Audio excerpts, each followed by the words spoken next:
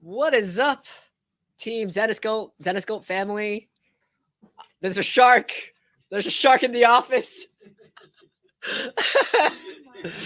Shark in the pod. Happy Saturday. This is the last day of VirtualCon. Dave, do you still have your penguin suit? Darn it. Some Brian, some Why Mike. don't you have your penguin suit with you at all times? Yeah, Dave, where's the What penguin are you suit? thinking? We need the penguin suit. There's a shark. There's a shark in the office.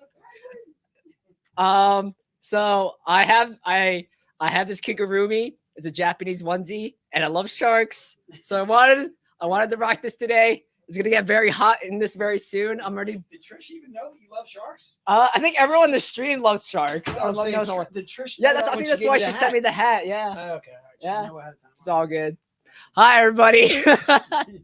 Hi Mike. Hi Brian. Hi Dave. Hi Joey. Hi Abby. Hi Robert. Yes, baby shark. Do. Some Ben. Some Miguel. Some Mark. Some cool Papa Zulu. Is it beer o'clock already? Some cool Papa Zulu's asking if it's beer o'clock already. Morale is high. Di's putting on her beer hat. There you go. What's up? It's beer o'clock right now. Wow. Yeah, so we're just going off the rails. It's the last day. So I want to thank everybody for being part of our VirtualCon. We love doing these. And Memorial Day weekend is upon us. So we hope everyone's gonna stay safe. We want to thank all the service people who have served and are no longer with us, and we just want to thank everyone who's here and decided to spend this Memorial Day weekend with us. We love this. Morale is high. So just a couple of things. Again, a little bit of housekeeping, especially if today's the first day you're tuning in. Or this is your first ever VirtualCon.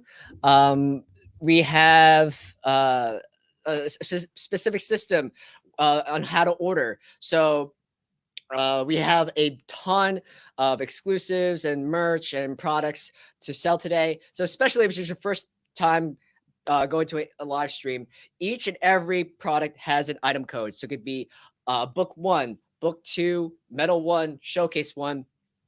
In the comment section, we'll have banners which will outline the specific product code, the price, the quantities available, and so if you can't hear us for some reason, all that information will be on the bottom. So if you see something you like, you really want, type in the comment section book 1 and how many copies, unless we specify if it's limited to 1 per customer. Second thing that's really important, if you've never ordered on the web store, a live stream, or a VirtualCon, if this is your first time, welcome. And if you've never ordered, please email us at vcons, that's V as in virtual or V as in Victor, at zenescope.com. So let me pop this up. Nope. Here we go. vcons at zenescope.com. When you email us, please give us your name, email address, your shipping info. And early next week, I'd say at the earliest Tuesday or Wednesday after Di right here, she collates all of your orders. She's going to send one massive invoice of all the things you all ordered at VirtualCon. And so we have not ordered before with us on the web store, on a live stream. We need your information so we can get that invoice out to you on a timely basis. Other than that, let's see. I think that's about it. So yeah, so that's just about it. And if there's any particular questions you have related to live streaming or VirtualCon, let's say you think you're not sure if we missed a particular item, or maybe you want to add something else to your invoice after the fact, please, again, email us at vcons@zenescope.com. That's the most important way to reach us. It's all in one platform. I know a lot of you like to message us directly on Facebook and Instagram. But for the purposes of having all one destination, please email us at vcons. With that, it's about 1:03, so I'd like to call to the stage the Wiz, Jay Exotic. We're gonna hit the ground running. We're gonna have exclusives hour, but from 2 to 3 p.m. we're gonna have our editors roundtable. So we have Raven Gregory, Ralph, Rachel, Kelly, and Dave Franchini. We're going to spend an hour talking about the world of comics from an editorial standpoint. And if you have any burning questions about like Fly or Wonderland or The Courier or Bell Beast Hunter, now's the time to ask those questions. So it's going to be a really cool panel. And we want to thank everyone in advance for giving out their time today. So, Mr. Jay Exotic, we're going to hit the ground running. Right, here he is. roll, dude. It's rock and roll. All right, what's going on there, troops? Happy Memorial Day to everybody. I'm glad you guys made it on Saturday. See if I can, yep. All right, cool beans. Cool beans starting off. Di, where's your beer? I know, I gotta get it. You got to get a beer? All right, cool. Good stuff. All right, so I think we're going to start with same stuff kind of we've been starting with. Michael Jordan had a question for you there, Chris, too, if you want to check that out. Larry, thank you so much. Mark, thanks so much for making it on Saturday with us. As always, thank you all for joining us as well. Yes, Chuck, I'm already one in. Tammy, I'm already one in. Chris, your cell phone's blowing up over here. Really? I don't know. Well, you're getting text messages or whatever. All right. Right. All right. So we are ready to rock and roll. Let's rock and roll. All right. So we're going to start with pack 1, just like we've been doing. Pack 1, we're limiting to 15 for the day. It'll be the Memorial Day weekend pack, Memorial Day theme pack. First off, I want to say a huge happy Memorial Day. Thank you to all the servicemen out there, those who serve, those who have served, currently serving, currently overseas. I know you guys are missing your families and so forth. My dad served, my uncle both served. I want to say a huge thank you to all those current military and former military. Thank you for all the freedoms that we have. Thanks so much. All right, let's get rocking and rolling. We'll start with pack number 1. So again, pack number 1 is going to have 5 books inside. It has the Coast Guard themed Keith Garvey. That's Mystere 03 F as in Frank. Again, the pack is $100. And if you give me a moment, I'll show you all 5 books in the pack. All right, and again, this is pack number 1. Pack number 1 is $100. And if you're looking for all 5 books in the pack, just put into the notes pack number 1 and go for anything new first. John, I'm gonna have some new books in the stream that I'm gonna show. I'm gonna keep the eye on our toes. I got some good stuff. I grabbed a couple of I got a couple of newbies, all right? But I got to start with the stuff. All right, so pack number 1 again is $100. If you are interested in pack number 1, Amy, we were drinking Miller Lite last night. Me, Di, and Dave, and I think Jeff, Stu, we're all drinking Corona. All right, cool beans. That's another one. Pack number 1. Pack number 1 is you owe 2 drinks right now, Di. 2 drinks. We're keeping track. Pack number 1. Pack number 1 has that book that I just showed there, which is the Keith Garvey. It also has the Sun Kaminaki. This is also part of pack number 1. It also has the Jamie Tyndall, which is Grimm Fairy Tales V2 37L. This is all part of pack number 1. Again, pack number 1 is $100 even. And it also has these 2 books too as well. This cover on my right hand, which is covered by Elias Chadzutis, and this cover by Keith Garvey. Okay. So again, pack number 1 is $100. It has all 5 books. It also contains the print, which is a print by Michael Duty. It's a mini, and the mini is this right here. Okay. And that is pack number 1. Pack number 1, again, has 5 exclusives plus the mini print. And again, that's $100. And for those of you that are new on the stream, just put pack number 1 in the notes, and we'll get you set up with pack number 1. All right, so I'm going to go ahead and put these books back, and then we'll see if we can roll through some of the books that we've been doing for the last couple of days. and then we'll get to some new stuff too as well. All right. So book number 1 is the Monster Planet 05J. Book number 1 is Keith Garvey, Monster Planet 05J. These are $20, and we are doing 20 of these total. So book number 1, again, Monster Planet 05J, and that's $20. Just put into the notes. Mark, we got you covered for pack number 1. Larry Younger, we got you for pack number 1. Thank you so much, guys. Book number 1 is Monster Planet 05J, and again, that's 20. And if you're interested, go ahead and just put that in the notes. If you have any questions and I have a chance to answer them in the stream, I certainly will. If you want to shoot questions to vcons at Zenescope, that's probably the best bet because sometimes I miss some of the stuff that's in the stream. All right. So book number 2 is the Red Agent. This is Red Agent Island Dr. Moreau 03 F as in Frank. And again, these are just $20. It's covered by Mike Chrome. Huge shout out to Mike, who's probably sleeping at this point because it's 3 o'clock in the morning now, probably 4 o'clock in the morning in about an hour, which is when he was on with us yesterday. Huge shout out to Mike and a thank you to him for joining us yesterday. If you did miss that, I'm sorry you missed it because I'm a huge fan of Michael's stuff.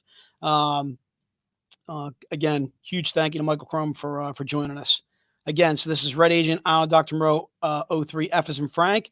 These are just $20, as you see on the banner there. You just put into the notes, yes, I want book number 2. Also, too, if you have never ordered from us before, please email us at vcons@Zenescope so that way we can get your information and we got you covered. All right. Sounds good.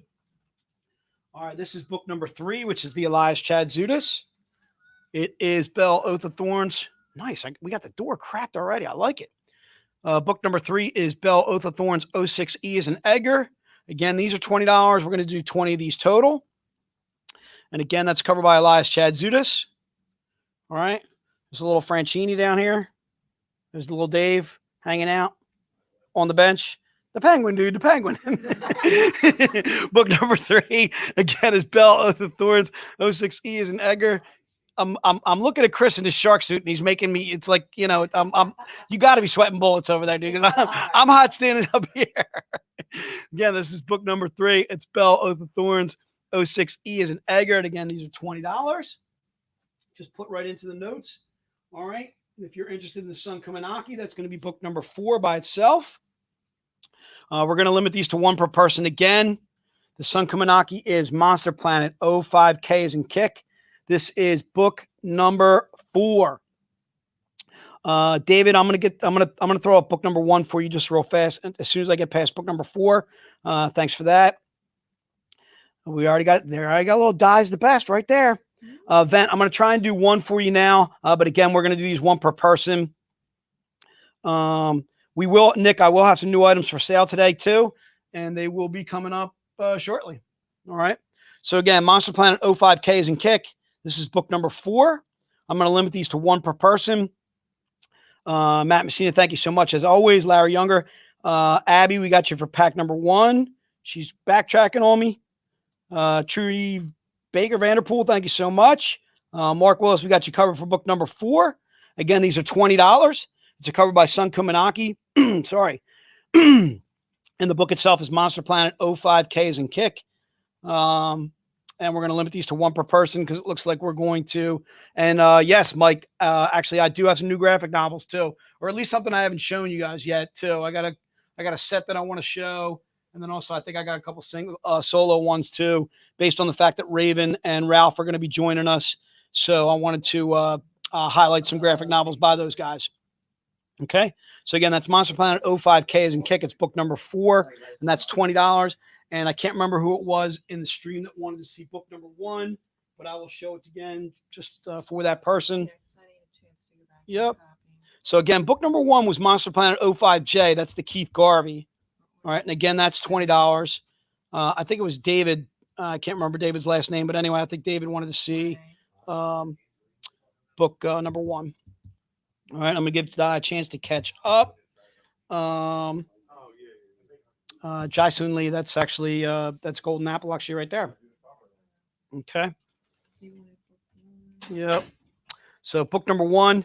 So also we want to give a huge shout out to Golden Apple. Golden Apples who were We're sponsoring today. So when we do our graphic novels, when we do our box sets from 3 o'clock to 4 o'clock, they'll get half of the proceeds of all the sales that we do in that hour for the graphic novels and so forth. Okay. So again, book number 1 was The Monster Planet 05J, and that's covered by Keith Garvey. Let me know if you're good to go, Di. Enrique wants to see book 2. Book 2, we can definitely do that. Book 2 again was The Red Agent, Alan and Dr. Moreau. 03F is in Frank, covered by Mike Crome. If you joined us for the stream yesterday, you got a chance to see Michael, meet him in person. If you ever get a chance to catch Michael at a convention, I highly recommend going over just to talk to him. He's got the accent, dude. He's got the accent. He's got the look. He's the Australian James Bond. All right. Red Agent, Alan, Dr. Moreau, 03F is in Frank. And again, that's book number 2. You got anything else for me, Chris? We're good. I think we're good. Okay, cool. Ty, let me know if you're ready to rock and roll, and we'll. Mark, as always, thank you, sir. All right. And Jennifer Ozer is jumping back. She's going to go book number 1 on us. David Ray does want book number 1 as well, The Monster Planet 05. And yep. Take your time. We're good. It's Saturday. We're chilling today. All right. It's Saturday. It's going to be a relaxed kind of day. All right. That's what I'm feeling. I'm feeling a relaxed kind of day. It's Memorial Day. I'm looking forward to picking up my kids. What do you got? You ready? All right. Let's do it. All right. Book number 5. Book number 5 is the Jamie Tyndall, color by Ula Moss. And let me see if I can get that right in the center there. So again, that's GFT V2 37 L's and Larry. These are just $20. Enrique, thank you, sir. Trudy, hello to you as well. Hello to Don. I hope you guys are doing well. I'm not sure if you actually live down in Carolina, but I know you guys are down there. I know I caught you guys at Heroes. So I'm assuming you live. We are chilling, Michael. We're chilling today. We're looking forward to getting done. Somewhere around 4 o'clock, 5 o'clock today.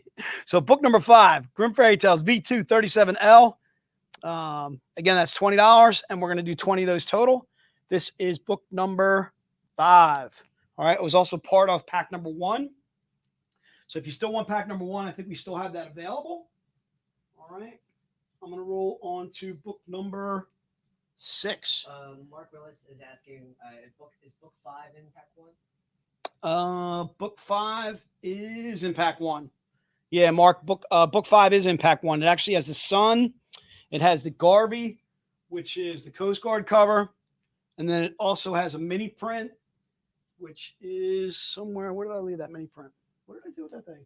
No, you had it. I did have it. I lost it. I'm losing it. There it is right there. There's the mini print. Okay. And Mark, if you want pack number 1, so it has the sun, which was book 4. It has the Tyndall, which is book 5. And then I'll make you aware of it as I show the other books. So that way I don't have to go back to the pack right now. So again, this one actually is book number 6. Book number 6 is Monster Planet 03E is in Edgar, covered by Eric Basaldua. These are just $10. All right. And we're going to limit these to about 20 today.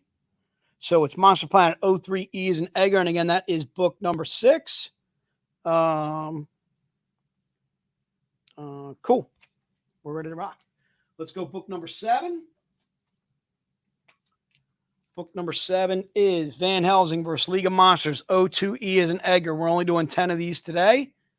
These are $25. And that is book number 7. It's Van Helsing versus League of Monsters. 02E is in Edgar. Covered by Paul Green. Colored by Ula Moss. That is Golden Apple jumping in there. We got you for book number 6. I think Jisun, Lee, and Matt Messina, they were asking if they could get 2 copies of book 6. Yeah, they definitely can. So book number 7, we're going to limit these to 10 total. Kent, what's going on, man? Glad you could join us. Happy Saturday. Happy Memorial Day weekend. Hopefully you guys are drinking a beer while you're watching the stream, chilling, not working like we are. Book number 7, Van Helsing versus League of Monsters. 02E is an Edgar. I can't complain too loud. I'm going to be doing some grilling later on tonight. I always have a good time when I'm grilling. I'm not going to lie to you. My kids dig my grilling, and I dig grilling for them. So Van Helsing vs. League of Monsters, O2 E as in Edgar, covered by Paul Green and colored by Ula Moss.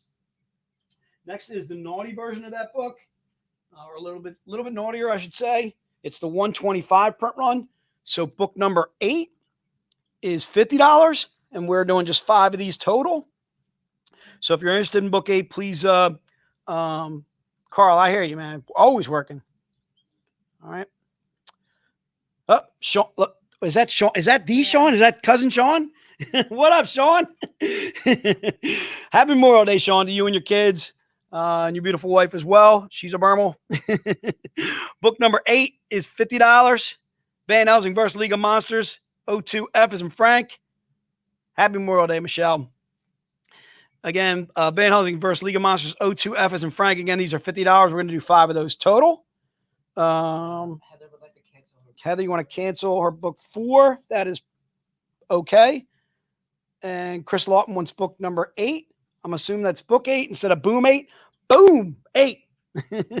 Book 8. Chris already corrected himself. Good work out of you, Chris. The one and only Sean. Sean, thanks for joining us in the stream. Sean's family. Want to say a huge shout out to his family. And happy Memorial Day. So book number 8 again is $50. That is Van Helsing vs. League of Monsters, O2F as in Frank. And those are $50. Sean, just so you know, I'm the whiz, and nobody beats me. I'm the whiz. Who's the whiz? Jay's the whiz. That's right. All right, Sean. So just so you know, nobody beats me. There you have it. Joe, we got you covered for book number 8. Jennifer is scratching book 7, wants book 8 instead. Corey wants book 8, and I think, do we have 5? I think that's 5 probably. We're probably pretty close. We'll take a look at that in a second. So, Mark, again, I wanted to let you know what's part of pack 1. The next 2 books that I'm showing are part of pack number 1. Happy Memorial Day, Chuck. Happy Memorial Day to you as well, Sean. And I'm the whiz. All right, dude. Update on the we are doing some short boxes today. So there's a little giveaway that you guys are going to really dig with the short boxes. I'm going to do that in a moment, actually, as soon as I get through some of these exclusives. All right, so this is book number. Oh, geez, oh man, I lost my sticky note. Book number 9. Book number 9. This is part of the pack, Mark. All right, and this is GFT V2 37F as in Frank, covered by Elias Chadzudas. If you want this book individually, it is just $25. Chris, can you change the, you got it. Yeah, thanks, sir. So GFT V2 37F as in Frank, these are $25. We're limiting these to 20 and 1 per person. If you want pack number 1, Mark, again, it'll have this book, and then it'll also have the next one that I'll show you, which will be book 10. If you want this individually, it's $25. And again, this is book number 9. GFT V2 37F as in Frank, covered by Elias Chadzudas. And I'm a huge fan of this cover. All right, and it's $25, and we're limiting that to 1 per person, and we're doing 20 of those total. All right, are you getting slammed on that one a little bit? What's in the box? Yes, Michael, short boxes are in the box. Wait till I show you what's going to be coming with the short boxes too as well. Is book 9 part of the no, that is not. That's not part of that connecting series. Now, this was actually the WonderCon exclusive, Mark. All right. So that was the WonderCon exclusive. That's not part of that 1 through 5 that Elias did, the fairy tale ones. So no, that's not part of that connecting set now. All right. All right. So book number 10 is part of pack number 1. To answer your question on that, though, this is the Keith Garvey that I showed individually, which is part of pack 1. All right. And pack number 1 is $100. So, Steve, you're actually getting all 5 books, 5 exclusives, plus the mini print. Can you tell Carrie yes? Got her for pack 1. Carrie, we got you for pack 1. Number 1. You are good. Or Carrie, I'm sorry. And you tell me she's all right. You lied. All right. Book number 10. And again, book number 10, I'm sorry, is Robyn Hood Vigilante 06. You guys are messing me all up. I'm all discombobulated today. Robyn Hood Vigilante 06E is an Edgar. These are $20. And We're going to limit this to 20. This is also part of pack number 1. I'm going to go ahead and show you pack number 1 again real fast. So, because we're getting a lot of questions on pack number 1. Pack number 1 has these 2 exclusives. Oh, we're getting a little spring rain coming out. A little rain coming out. All right. So these 2 exclusives are part of pack number 1. All right. And this is individually is book number 10. That's the one I just showed you. That is $20. And these 2 are also part of pack number 1. Pack number 1, again, is $100. So you're getting 5 exclusives plus the mini print that I showed. All right. Those 2. And let me see if I can grab the Barbie and the mini print. And again, that's part of pack number 1. Pack number 1, again, is $100 for those 5 plus the mini print by Michael Duty. All right. You ready to rock and roll, Di? You think we're okay? Cool. All right, we're going to go to the book 11, what we've been calling Showcase 1. So you can either put either in the notes and we know what you mean. Jason Lee, we got you covered for pack number 1. Thank you so much. The Gretel Charms Showcase is, Showcase number 1. Yes, I can pull book. I think I can pull number 9 out of the bag on that one. All right, so let me show you the this one I can't pull out of the bag. I'm apologizing right now because it's topless. This is Showcase 1. Showcase 1 is $100. Just so you're aware, Amy, this is the $100, and the reason being it's a 100 print run, and it's also a topless or a Z-rated. We call our Z-rated, not X-rated, but Z as in Zenescope. That's where the Z came from, or the Z-rated. And again, that is.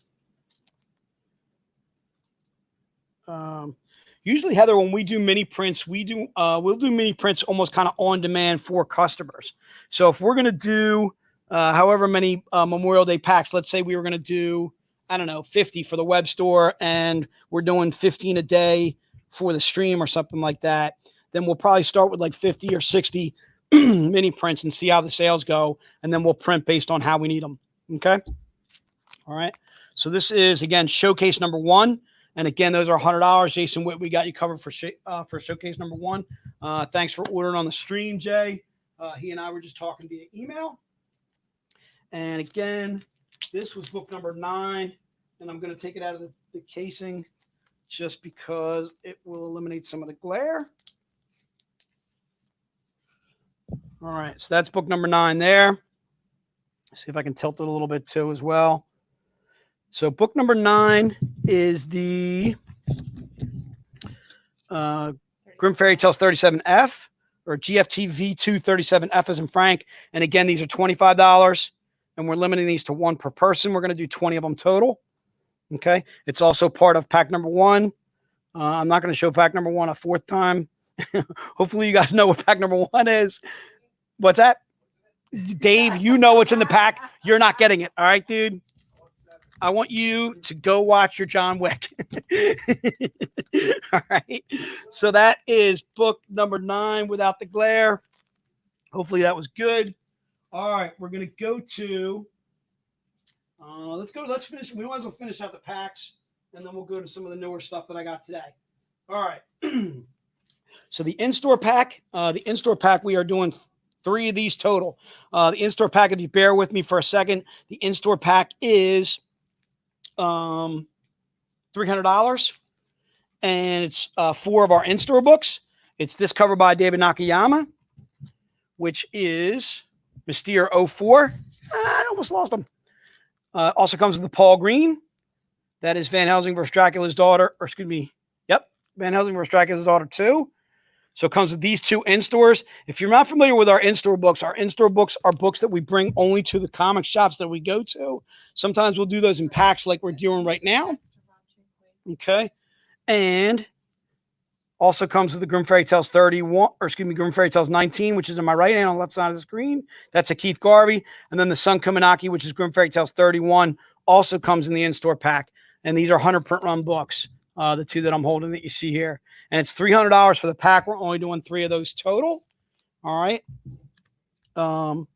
Is 8 still available? Is 8 still available? Yeah. 8 is still available. So if you want 8, Can't remember who asked me that question. I just lost it. Scroll down a little It bit. was Joe Pederica. Joe, yeah, we got you covered for book number 8 if you would like it. Rob, as always, thank you, sir. All right. Yep, it is Grimm Fairy Tales 19. It's actually Grimm Fairy Tales 19I, if I'm not mistaken. Okay, that's the Keith Garvey. And again, that's an in-store, as well as the Grimm 31. That is also an in-store book too, as well. And this is the in-store pack. And again, the in-store pack is 300. And you're getting those 4 books that I showed just there. The Nakayama, as well as the Paul Green. All right, and that is in-store pack number 2. We're only doing 3 of those total. So if you're interested in that, please jump on it pretty quickly. Those tend to go pretty quickly. All right, I'm also going to show you the Z-rated pack. The Z-rated pack, we wanted to break out some classics, some oldies, but goodies. The Z-rated pack, I'm also only doing 3 of these. These are normally $100 books on our web store currently. In fact, I'm not sure actually if all of them are up. There are 3 books in the pack. They're actually $75 each, but you have to buy the pack in order to get them, to get the discount. So it comes with the Sun Kaminaki, which was GFT V230. All right. And that is the Sun Kaminaki, which is a little cosplay action there. It also comes with GFT V231G, which is a Sabine Rich. All right. Another cosplay cover. And then also the Mike Chrome. All right. And the Mike Chrome is Oz Heart of Magic 05. You're getting 3 topless covers for $225. That is the entire pack. Larry the Younger, we got you covered for pack number 3 as always. Thank you, sir. So again, you're getting those 3 books. We have a question. Is the Sun in-store, the Karis book, going to be offered separately? The Sun Karis in-store. I don't know what that is. It was the Sun book and the Karis. It's in the in-store pack. It's in the in-store pack? Yeah. No, it's only available in the pack. Yep. Yeah, we're only doing that through the pack. All right. Okay. You could shoot us an email on that one. Who was that? Was that Mark? No. Oh, Mark Willis. Hey, Mark, you got my email, dude. Shoot me an email. Okay. So again, this is pack number 3. And pack number 3 is $225. All right. So I want to get to some of the newer stuff that I was going to show today. You got like 30 minutes, by the way. I got plenty of time then. I like it. So we were getting some questions on the short boxes and how you can get the mask. We're doing short boxes today, but if you buy a case. So a case is, I'm going to show you the case. The case is 5. You're getting 5 short boxes in a case. All right. So you're basically going to be able to put your entire Zenescope collection, all right, in a case of short boxes. So this contains 5 short boxes. And I'm going to show you the short box that's in there, already made up. Whoops, I'm almost dropping it. I'm knocking myself over. All right. So this is the short box. You get 5 of these bad boys. The Van Helsings with some J. Anacleto artwork. So you're getting 5 for $60. All right. 5 for $60, but that's not only the whole entire deal. You're also going to get 2 free face masks. All right. What did I do with my face? There's my face mask. All right. You get, Joe showed you this face mask, I think on the first day. Bam. You can put it over your eyes just like I'm doing. Trying to get my ears. There you go. Bam. All right. So you get a little Zenescope dragon. It's on this side. All right. Robert, I believe you that I underestimate your no more signed toilet paper either, Chuck. All right. I can't do, my fingers are hurting from all the signatures I had to do with signed toilet paper. All right. So we get 2 of the free masks, 5 comic boxes, short boxes in one case for $60 and 2 free masks. So you get 2 of the free masks and 5 of these bad boys for $60. Bam! All right, and we're breaking it out. All right, so if you're interested, just put it in the notes. I'm here, Dave. I'm here. All right, there you go. All right, exactly. You can't see me. Now you can see me. Can't see me. Can't see me. I used to do this with my kids. Can't see me. And it never works. They always find me. Dad, I'm hungry. All right. What do you got, Chris? I'm going to do a special sneak Chris peek. is jumping in. Hey, what's up? All right. Speaking of short Gives me a chance boxes, to get a nice tea. yeah, get some iced tea. Speaking of short boxes, I know some people were asking about brand new short boxes. So we have 3 of them that's coming out very, very soon.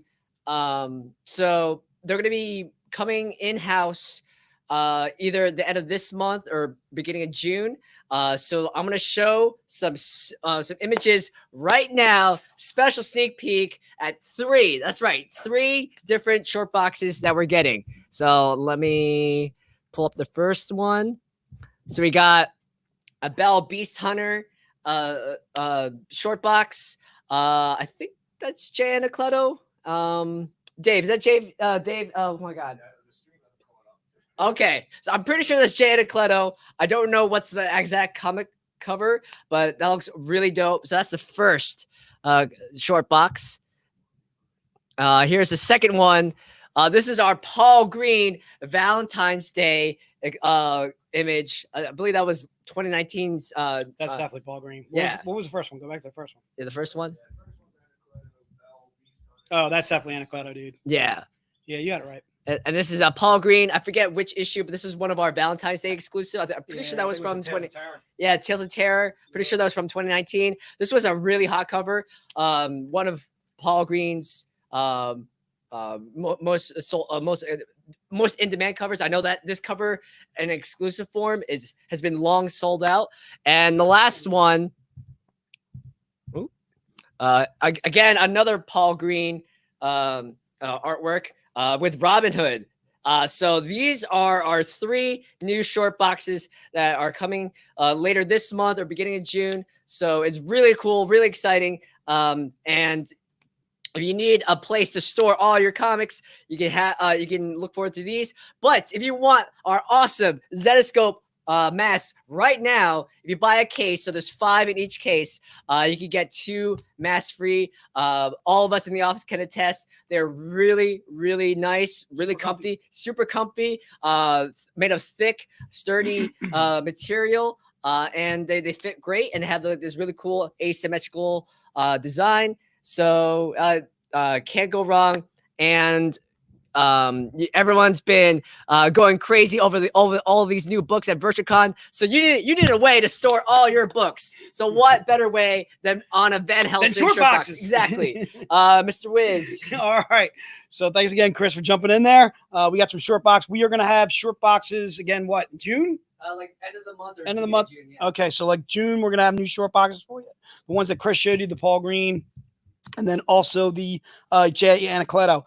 Ian, we got you covered for the case of short boxes and 2 free masks. All right.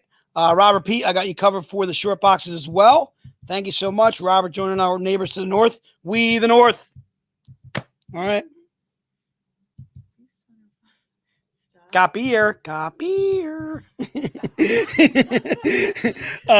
Jason, if you want to, if you want to get a case, you can get two masks with the case. So you're getting a case of 5. What's that? Di's trying to go through the stream or whatever, and I'm shifting her hat. All right, so again, you get 2 free masks, 5 short boxes in the case, and you are all set.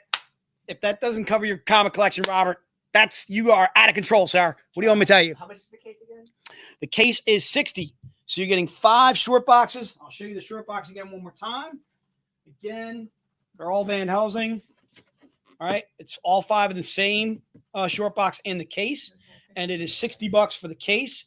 When we put them on our web store, they're normally $15. So we're knocking $15 off of it. And we're throwing in 2 free masks. I'm not going to tell you what we're selling the mask for. I can tell you, but I got to kill you. All right. So $60 for the case. Thank you, Jason Silva. Again, you get 5 of these bad boys plus 2 of those masks. Again, Chris mentioned they're really comfy and they're washable. All right. You good, Di? Yep, I'm good. All right, Di's ready. Amy, we got you covered for a case too as well. Yes, Amy wants a case. Amy, good to see you in the stream. Your husband hasn't killed you for joining VIP and spending lots of money with us, going crazy with us. We're always happy to see you as well. Sean Duran, we got you covered as well. Sean, thank you so much for joining us. He wants Robyn Hood. Oh, he wants the We don't have Oh, we want They're a case. out yet. Yeah, they're not out yet. They're not out yet, Sean. Hit me up in June and I got you covered, my friend. All right. All right. Cool. Let's go to some of the new stuff that I was doing today. So the new stuff I'm going to start with was, so I'm basically showing you some examples of blank sketch covers that we do. So this was Unbound 1. All right. So when we do new #1 issues, we always do blank sketch covers. This is Unbound 1. Not really showing you much, obviously, with a blank sketch. This was Jungle Book that we did way back when. That was a Jungle Book sketch. So if you buy 5 of the blank sketch covers, they're going to be random. All right. You don't get to pick which ones you want, but I'm doing 5 for $25. All right. So we're going to do blank sketch covers that are random. You could get Peekaboo #1. You could get the Jungle Book. You could get Bridgewater Triangle. You're getting 5 for $25. All right. And again, these are going to be random. That means Stu and Jeff get to pick the ones they want for you. Okay. But we're doing 5 for $25. All right. So if you're interested, just put in the notes sketch covers. And again, you get 5 for $25. This is a Grimm Fairy Tales one that we did at San Diego just last year. This is Van Helsing vs. Werewolf. Okay. Written by Chuck Dixon. It's actually issue #1. And these are actually physical comic books too. So 5 sketch covers. Again, they're going to be randoms. So 5 for $25. Brett, we will try and do a recap. Actually, I'm thinking we're doing a recap at past 4. Once we're past a retailer hour, which is 3 to 4. Okay. So again, it'll be 5 sketch covers. They're going to be random. And you're getting 5 for $25. Again, they're going to be random. This is a Robin Hood versus Van Helsing, written by Ralph Tedesco, who's going to be on later today for our editor panel. All right. So again, the sketch covers, and again, I'm not showing you all the sketch covers we have. And we have a lot of sketch covers back there. We got Robin Hood blanks. We got Van Helsing blanks. We have Peekaboo blanks. We have Unforgiven blanks. Bridgewater Triangle. Grimm Tales of Terror blanks. All right. So again, you get 5 for $25. I have a question from Mark. Can I get a sketch cover with a drawing from Jason or me? Certainly. Yes, Mark. Yes. I will do a sketch for you. It's not going to be pretty. I can tell you right now, Chris does it. It's going to be a lot better. Dave can draw a mean whale. Dave, I've seen Dave's whales and they're fantastic. Or dolphins too. Maybe you can get Dave to do a self-portrait of him in the penguin suit. Something like that would be outstanding from Dave. I can tell you right now, either one of these gentlemen, Dave or Chris, would probably be a whole lot better at drawing and have it CGC'd. It's going to be really bad, but you could have it CGC'd as well. It's one of a kind. It's a one of a kind. I remember Ralph did a sketch for somebody. What con were we at, Dave, when Ralph did a sketch for somebody and they literally got it CGC'd right there at the con too. And Ralph did like some sort of stick figure or something. It was terrible, but it was great at the same time. And the person literally got it CGC'd right on site. All right, Chris can draw a shark. There you go. All right, let's go to Shark is a sketch cover. Shark is a sketch. Shark. You're talking about sharking. Shark like Chris, swallow a whole. Little shaking, little tenderizing, and down you go. I find for Chris for 3, but I value my neck for a lot more than 3,000, Chief. I find him for 3, and I catch him, and I kill him. For 10. For 10, you get the head, the tail, whole damn Samson. HR, All right. Jason's trying to kill me. I'm trying to hook Chris. All right. And again, Chris will do a little get out of the water. Michael, you hurt your father. All right, so this is the book that we did yesterday. Did really well. Again, I'm going to keep these to 1 per person. And what did I do? What did I do these for yesterday? You remember? The Grimm animated? Like $10 or something. No, it was like 20, I think. So it's GFT. It's the Grimm animated one shot. This is book number 12. $20. I'm going to keep it at $20, and I'm doing another 25 but I'm keeping this to 1 per person. So this will be book number 12. Again, that's Brianna Evigan on the cover. She actually did the voiceover work in our animated series, and she was Gretel. Dave, yep, she was Gretel. All right. And this is the Grimm animated one shot. This is GFTA 01B as in boy. It's book 12. Again, book 12 is just $20. I'm going to limit these to 1 per person. And I'm going to do 25 of these if you guys want that. All right. And we are going to need a bigger boat, Chuck. All right. GFT-A is an apple, O1B is in boy. And the Grimm animated is $20. And I'm going to limit these to one per person. All right. So that is the Grimm animated. We're going to back to these did as well. These did well yesterday as well. This is book number 13. Book number 13, these are just $10. The book itself is GFT-AN09C. All right. And again, these are just $10 each. All right. If you want to do more than one, I'm fine with you doing more than one. This is GFT-AN09C. It's by Muhammad Asrar. Mahmoud Asrar. Mr. Asrar to you, sir. We're gonna have to sketch Di riding a donkey wearing the beard hat. She has a heartbeat. All right. And again, these are just $10. All right. So if you're interested in book number 13, book number 13 in the notes. Book number 13 is just $10. Mark, we got you covered for book number 13. Thank you, sir. And again, those are just $10. Mark, if you want to buy more than one, you are welcome to it, sir. All right. Book number 14 is the Jamie Tyndall. I'm a huge fan of the Jamie Tyndall. Hang on one second real fast. We're getting some book 13s rolling in late on me. Abby, I got you covered for book number 13. We show book number 13 again real fast. Again, these are just $10. Matt, we got you covered for book 13. Lawrence, we got you covered for book 12 and 13. Jason, I'm fine with two of those. If you want to do two of those bad boys. And again, that's GFT Annual 09C. Was the annual from 2010. Is actually the annual. Okay. All right. And that's a standalone story, which can be read, obviously. All right. As well as a collector's item. Okay. So that was book number 13. This is, you thinking? Thinking like Lincoln. All right, Don, just so you know, we're ready. Look at the pelican fly. Hey, pelican. Good. All right, so book number 14 is a Jamie Tyndall. And I'm going to limit these to 15 total. These are $75. What do you got? We really should do that. If it gives me the okay, I'll get an artist to do that. We'll have Jay superimpose above with the whiz, Yes. crown on. Yes. the shark On a is comic? running away, Yes. And then dies around I'm chasing him with a harpoon. Oh, and then I'm harpooner.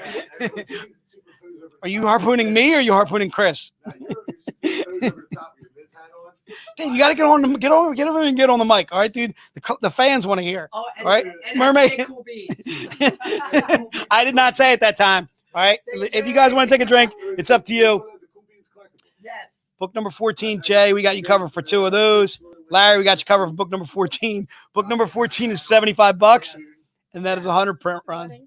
All right. The book, Dolphin's eyes are all plugged down. the book itself is Mermaid 01E is an Edgar, and again, it's by Jamie Tyndall, and it's colored by Ula Moss. Joe, HR. Joe, HR. We need HR. Oh, HR today. I'm not going to make it in, but I want you to know that I'm going to be HR. Sean, my cousin, I want you to know you are on my list of bad people doing book 14. Sean, 14, sir. All right, no worries, Sean. Sean's jumping the gun. That was Mermaid 1A. Jason Witten, you wanted just one of book 14? No worries. Again, book number 14 is $75. Again, it's a 100 print run. And I'm going to keep these to 15 total. And we got you guys covered. All right. Let's go to book number 15. Book number 15 is Mermaid 01. D as in David. Covered by David Finch. All right. We did these yesterday for $25, I'm assuming, right? Sound right? What was it? $25. Mermaid 01D. His book is Mermaid 01D as in David. It's book 15. $25. And I'm going to limit these to, how many did we do yesterday? Do you know? Let's make it 30. We're good. We're good. Mermaid 01D. These are $25. This is book number 15 in your program. Book number 15 is going to be $25. I'm only going to do 30 of these total. I got a feeling we won't do all 30. Again, it's covered by David Finch. Colored by Yvonne Nunez. And again, that's Mermaid 01D as in David. And those are $25. We didn't do many of these yesterday, but if you still want them, we got them. This was book number 16, covered by Ali Garza. Right? Yep, that's Ali. Theater 05C. And again, these are just $10. Okay. And as many people that are in the stream, if you guys want it, it's yours. So book number 16. These are $10. Jason Whitten, we got you covered for book number 15, the David Finch. This is book 16. Book 16 is just $10. It's Theater 05C. Again, a cover by Ali Garza. If you want to do multiple copies, I'm certainly fine with that as well. It's a 500 print run. And again, that was an oldie but a goodie, covered by Ali Garza. That was book number 16. Book number 16, just $10. All right. These I got to limit to 20 total today. This is book number 17. Book number 17 is GFT V230 E as in Edgar, Sun Kumanaki. All right, little cosplay action. GFT V230 E as in Edgar. And again, these are just $20. All right.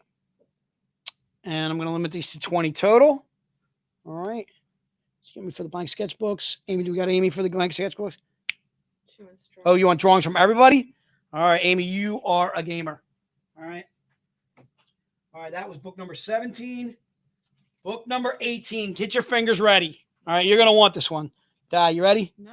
I'll give you the code. I'll give you the code. Coming up. All right, hold on. We're gonna let Di catch up on book number 17. And then prepare yourselves for book 18, people. I'm preparing as well. I'm taking a sip of my estate.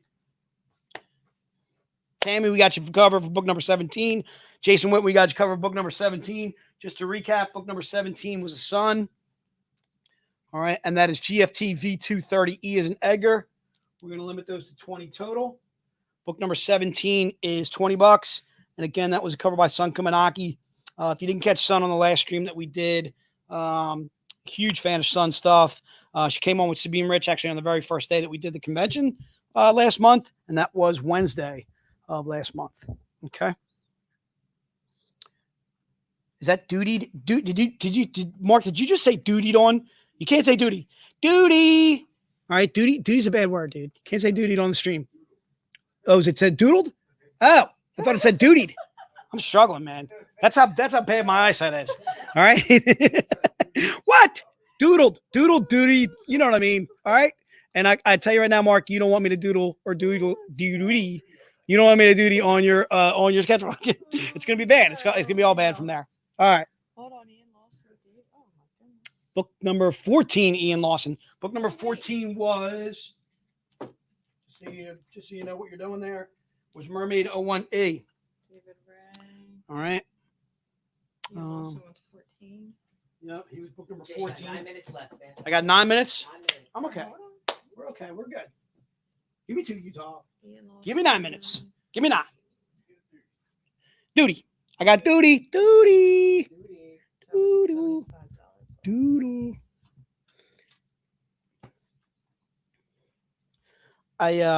Dave, I wear contact lenses. It's yes. Look at Chuck spelling it out for me. That's excellent work out of Chuck right there. Look, I want you to know it's really the typing is fine.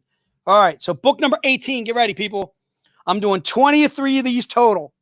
23 of these total. You ready? You ready for the code, Di? I'll give you the code before I show it. Yeah. It is GFT V2 26F as in Frank. Does anybody know what that book is? GFT V2 26F, $20. Ready? EBAS. Oh my. 23 of these total. I'm going to keep these. I'm going to keep these to 1 per person. All right. I told Chris I was going to break out these packs and I had to do it. It had to be done. GFT V2 26F as in Frank. All right. Book number 18. $20. $20. 20. All right. Covered by EBAS. These are going for like $50 on eBay right now. I'm limiting these to 1 per person for sure. Oh my God, 1 per person. always 18s. I know. It's gonna go real fast. Oh my God. We're gonna get 23 and we're gonna get 23 quickly. And definitely limit these to 1 per person. The book itself is GFT V2, 26F as in Frank. $20. 23 of these bad boys. Wow. Going once, going twice, gone. All right. All right.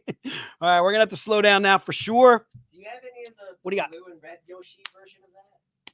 No, the blue one was the one that was in the Zen box. Yeah. We did 150 print run there, and all 150 Zen boxes were sold. The red one, what was the red one in, Dave? Was that an insert?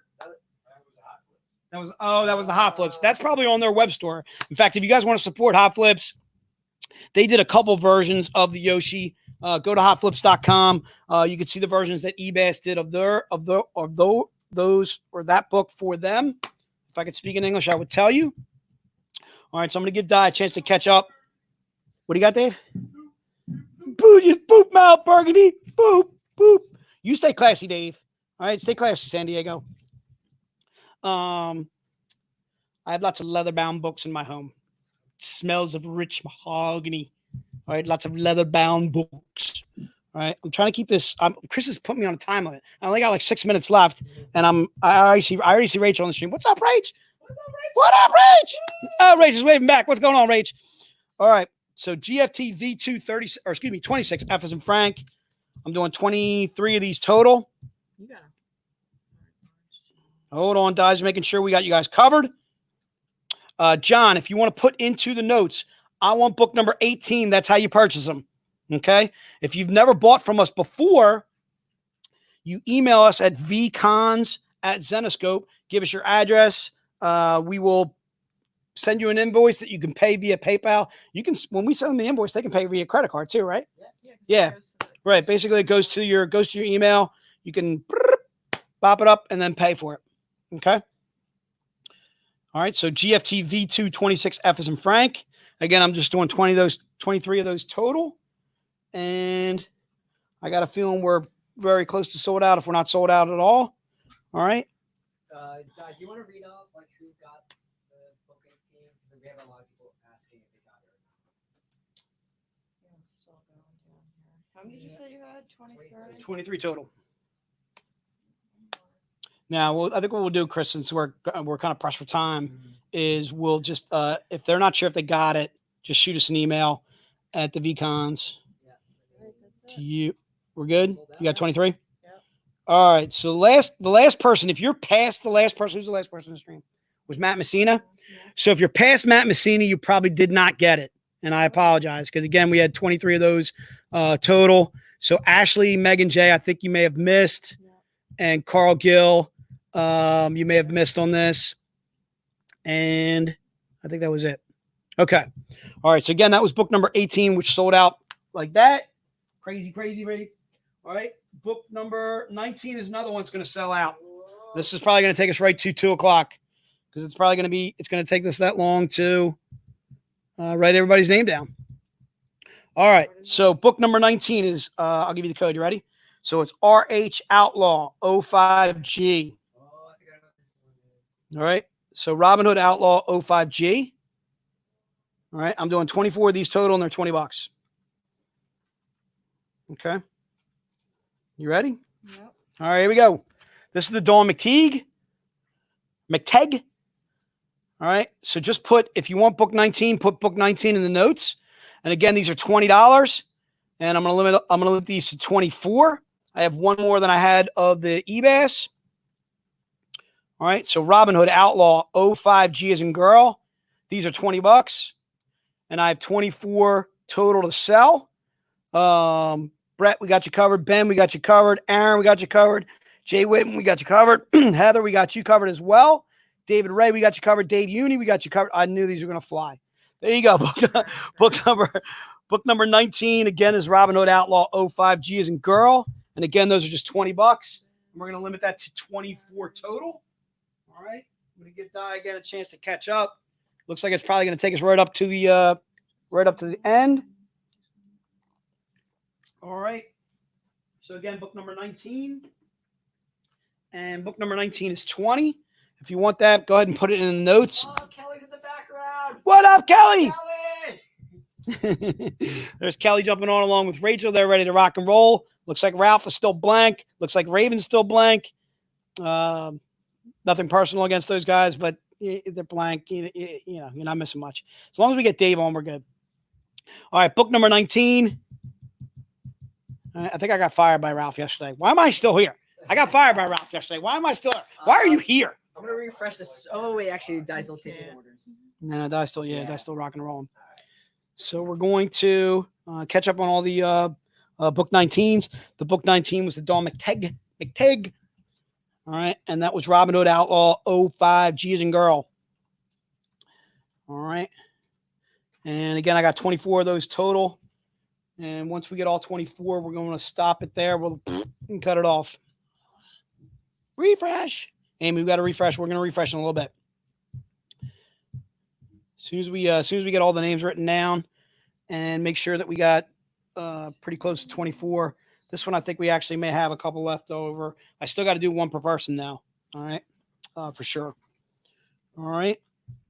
So just doing a little vamping until Di is ready to rock and roll. Actually, I think we're only going to be vamping for a minute. If you're interested in our VIP program, shoot us an email at vcons at Zenescope. Put to my attention, Jason, and I'll get it. I'll tell you a little bit more about our VIP program, how we basically reward you for all the purchases that you make. I think I'm going to turn this over to Chris. I'm going to turn this over to Dave in just a moment. And we can always get on with Rachel and Kelly for sure, and Dave and Chris. And we got a little editors roundtable plan for you guys, which is coming up in just a minute. We're going to do that very shortly, as soon as Di says go. Ralph, looks like Ralph is on. I'm ready to rock and roll as well. And I think we're gonna try refreshing too, as soon as. Oh, the stream's fine now? Yes. Dave's saying the stream is fine now as well. So I think we're going to. Okay, I think I got everybody. All right. All right, cool. Dave, are you gonna sit in front of Dave, you ready to? remote? You remoting?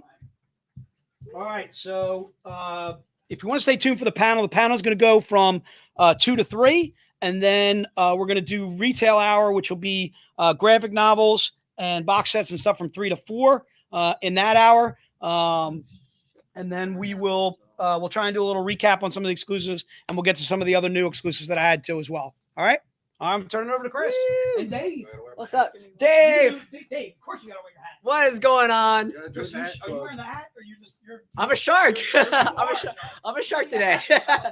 Oh, Club. Editors Raven. Okay. All right, we got it. Yeah. All right. So I want to thank. Oh, sorry, I hit the Ralph. button. Hold on one Sorry, I'm did you on. break my streak? second. I'll do that. They're gonna have to Jeez, hold oh on. man. Okay. Di's doing some last minute. Okay, we're gonna vamp.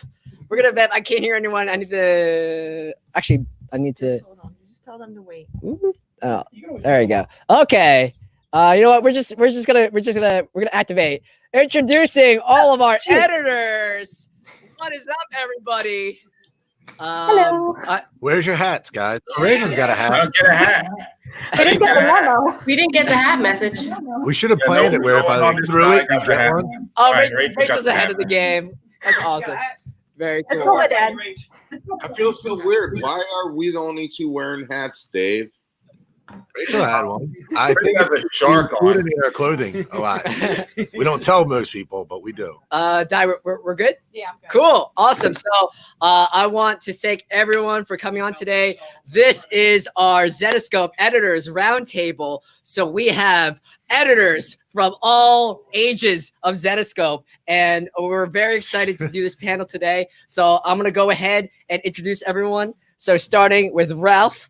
Ralph Tedesco is the co-founder of Zenescope. He first started editing comics in 2005 with Zenescope's Grimm Fairy Tales, which has run for 15 straight years with over 2 billion. I'm sorry, not 2 billion. 2 billion. What? 2 million copies Yes. worldwide. 2 billion. Sounds Ralph right. was editor-in-chief for 12 years, and then he switched roles to serve as Zenescope's head of film and TV development in LA, but continues to develop and write several Zenescope titles. So welcome back, Ralph. To my right over here, Dave Franchini, executive editor at Zenescope, also the White Rabbit right now. You're also the writer for Belle Beast Hunter, Cinderella, Serial Killer Princess, Grimm Fairy Tales, and Silver Dragons All Ages, and your magnum opus, Princess Magnum Ninjas. Yes. All right. Now shout outs to our bottom right, Kelly Supley. Kelly Supley is assistant editor at Zenescope. She has worked on titles such as Dragon's Blood, Gretel, Grimm Fairy Tales, Mystere, Robyn Hood Outlaw, Robyn Hood Vigilante, and various one-shots. So welcome, Kelly. It's been so long. Thank you. And heading up. I'm sorry? Oh, yes. We're all just waving. I'm doing Yeah, that awkward waving. because later on in the interview, we're going to be talking about how Kelly's like, Jesus, Raven, just give me back the thing I'm asking. Damn, Just a writer. little. Yeah, there you go. I forgot. Elias wanted to say hi to everybody. I was just emailing him. Oh, Elias. says hello. Elias, He if you're won't in come on the we stream, love but you. he says hello. Elias, get on here, man. Yeah. Okay, going one cell above, Rachel Bishop, assistant editor at Zenescope. She has worked on Van Helsing versus Dracula's Daughter, Unbound, Red Agent, Island Dr. Moreau, Shang, and various one-shots. Welcome to the live stream, Rachel. It's also been forever since we've seen you. So I know it's weird. I'm like, I missed everyone's faces. all right, last but not least, Raven Gregory, the man, the myth, the legend. After creating the popular image series The Gift in the early 2000s, Raven went on to write the hit Return to Wonderland trilogy, published by Zenescope in 2007. Raven has also written and edited several comic book titles over the course of his career, including Fly, The Waking, Revenge of Wonderland, so many titles. So welcome back, Raven. The fans love it when you're on the stream. So this is like the fourth time. And I'm a super snazzy dresser. Yeah. You have to add that in. You did. Great. So the purpose of today's panel, especially for fans who are not as familiar with the editorial side or just the comics industry, we're going to be talking about the job of an editor. This is a question for everyone. What does an editor do? What are their duties entail?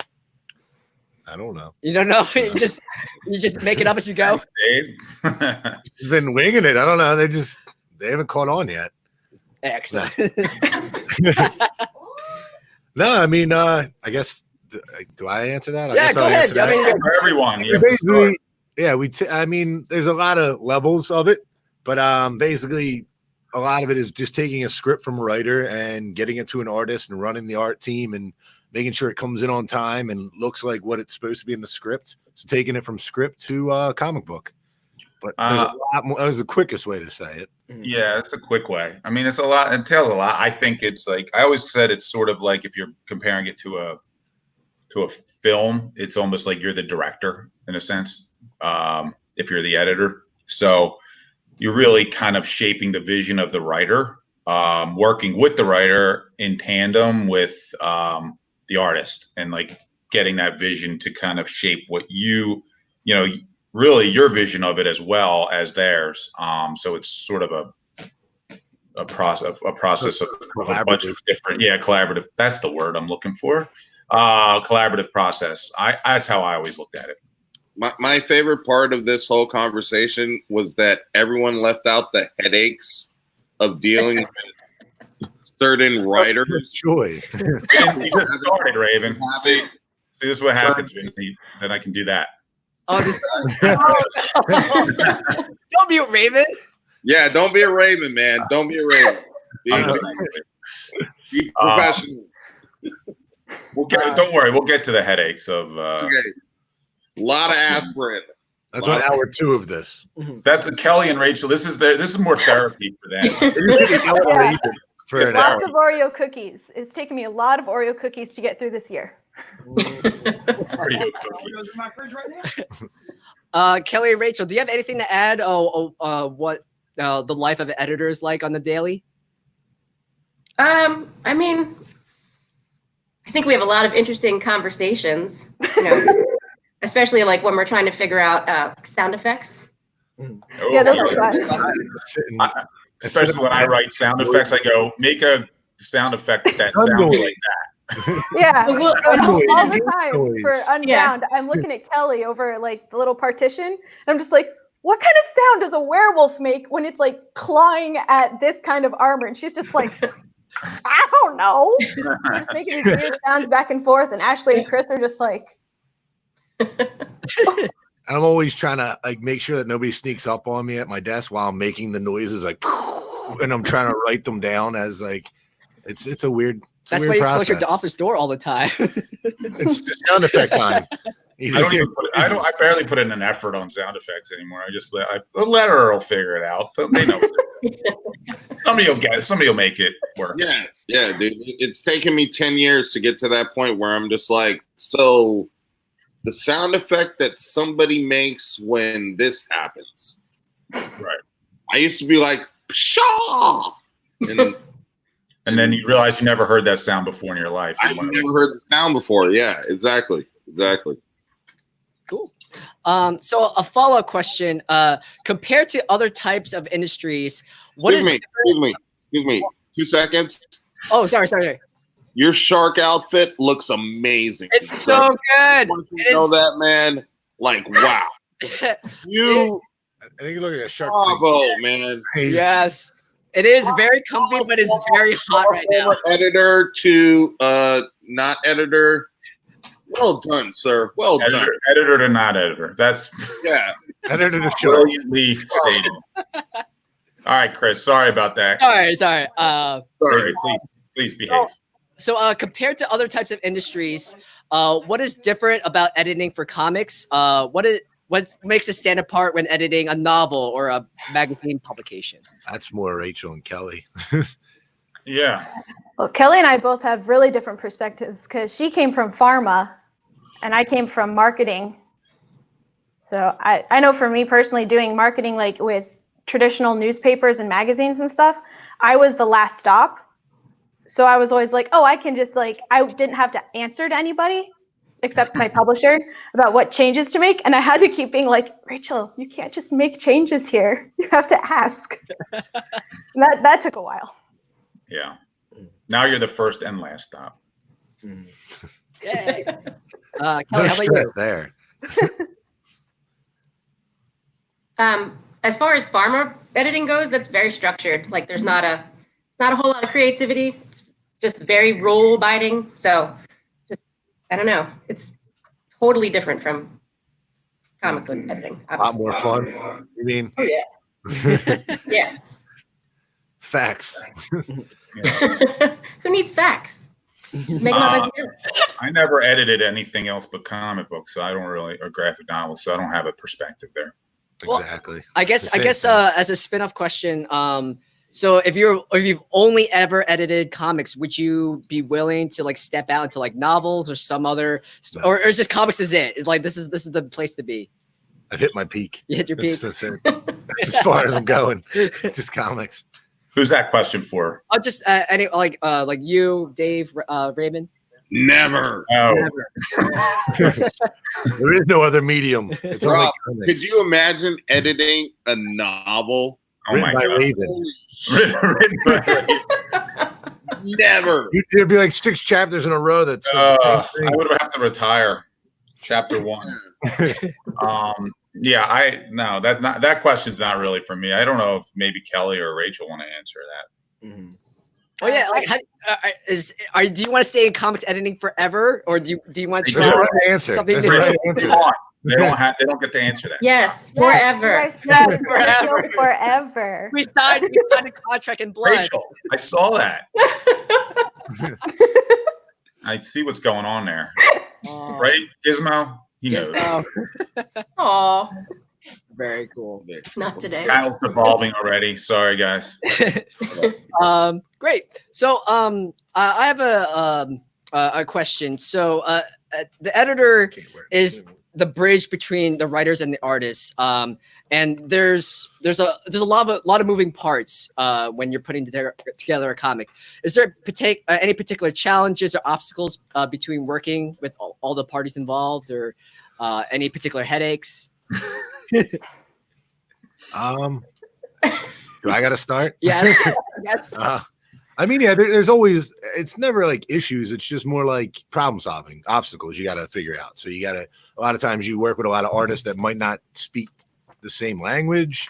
And then also it's like, it's really, the hardest part's like, first you got to understand the script. You got to understand what the writer wants.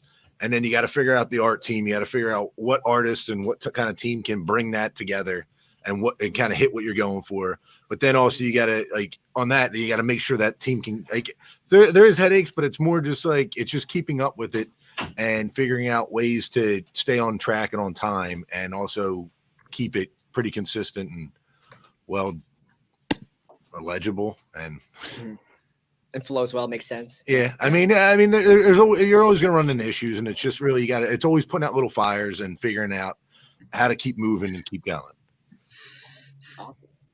Does anyone else want something that want to No, add? I'm laughing at Raven. I'm sorry. I was listening. So a big part of being an editor for me is I have Rachel and Kelly who like do all of the heavy lifting. And then I like lift my 10-pound weights and I feel really good about it. So teamwork, it's all about teamwork. I think when the biggest when I haven't edited in a while, I got a lot of grays from editing. Look at Dave's hair; it's starting to turn. The wig. Yeah, I think. I mean, and you guys could speak better to this, but I think the challenges are always present. Like you're always juggling. It's always a juggling act. So it's not really a 9-to-5 job with editing either. Especially when you're editing more than one book, which everybody here has done, including Raven. I'm pretty sure. Sometimes, and most editors in the industry usually will juggle a few different books at once. So you're getting pages in at different time frames. You might have an artist in Italy or an artist in Australia, like Mike Chrome is, and you're getting pages in from all different times of the day. You're trying to hit a deadline. You're trying to make sure the writer's on point with getting his script ready to go because the writer wants to change some script, some of the dialogue before it goes to letters. You got to coordinate with the color. So the process is a constant cycle of just like sort of madness that you have to be really well. I think you have to be very highly organized to edit well, and then have a good eye on top of that and learn because there's the technical side of it as well, and then there's that side of it where you have to just get good at knowing what looks good or looks right or what the artist is going for, and that's a challenge. So I think editing is a very underappreciated talent to really have, and I think it takes a lot of time in to get to certain levels of editing. That's my 2 cents. Everyone keeps leaving out the whole party aspect. Like we're models. We're like the sexy models of the comic book industry that no one ever sees. Like we're like the hottest people in the industry. And no one ever knows we're there until they see us. And then all of a sudden we're beautiful. And we're just like, oh my God, this is what I've wanted my whole life. I'm pretty. Rachel. It's just me. It's just me. I think we're definitely the craziest in the I grew up as a industry. fat kid, you know. I don't know. Kelly, Rachel, chime in, man. Help me out here. Elaborate on Raven. I don't know that we can help you. Yeah, no. She said it, not me. All the time. It's like, dude, I can't help you, Raven. Like, you're so weird, Raven. But I'm beautiful in my own special world.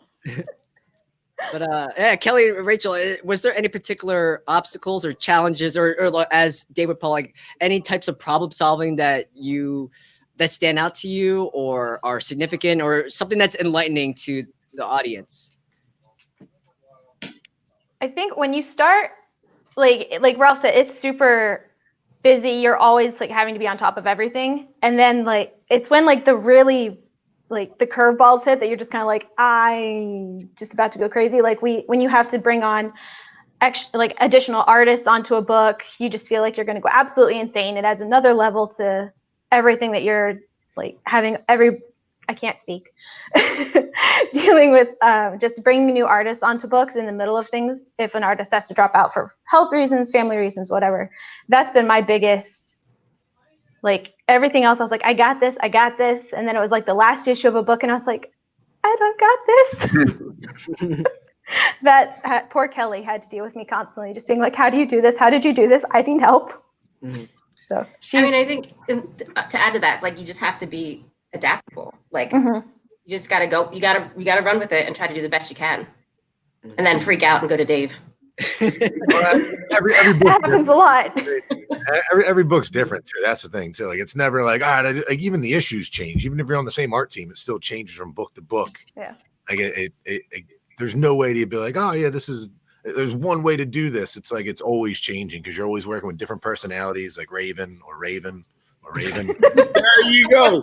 I've been working with 3 Ravens. Literally waiting the whole entire conversation. I was like, you know what, Rachel, Kelly, I was like, dude, you guys are so nice.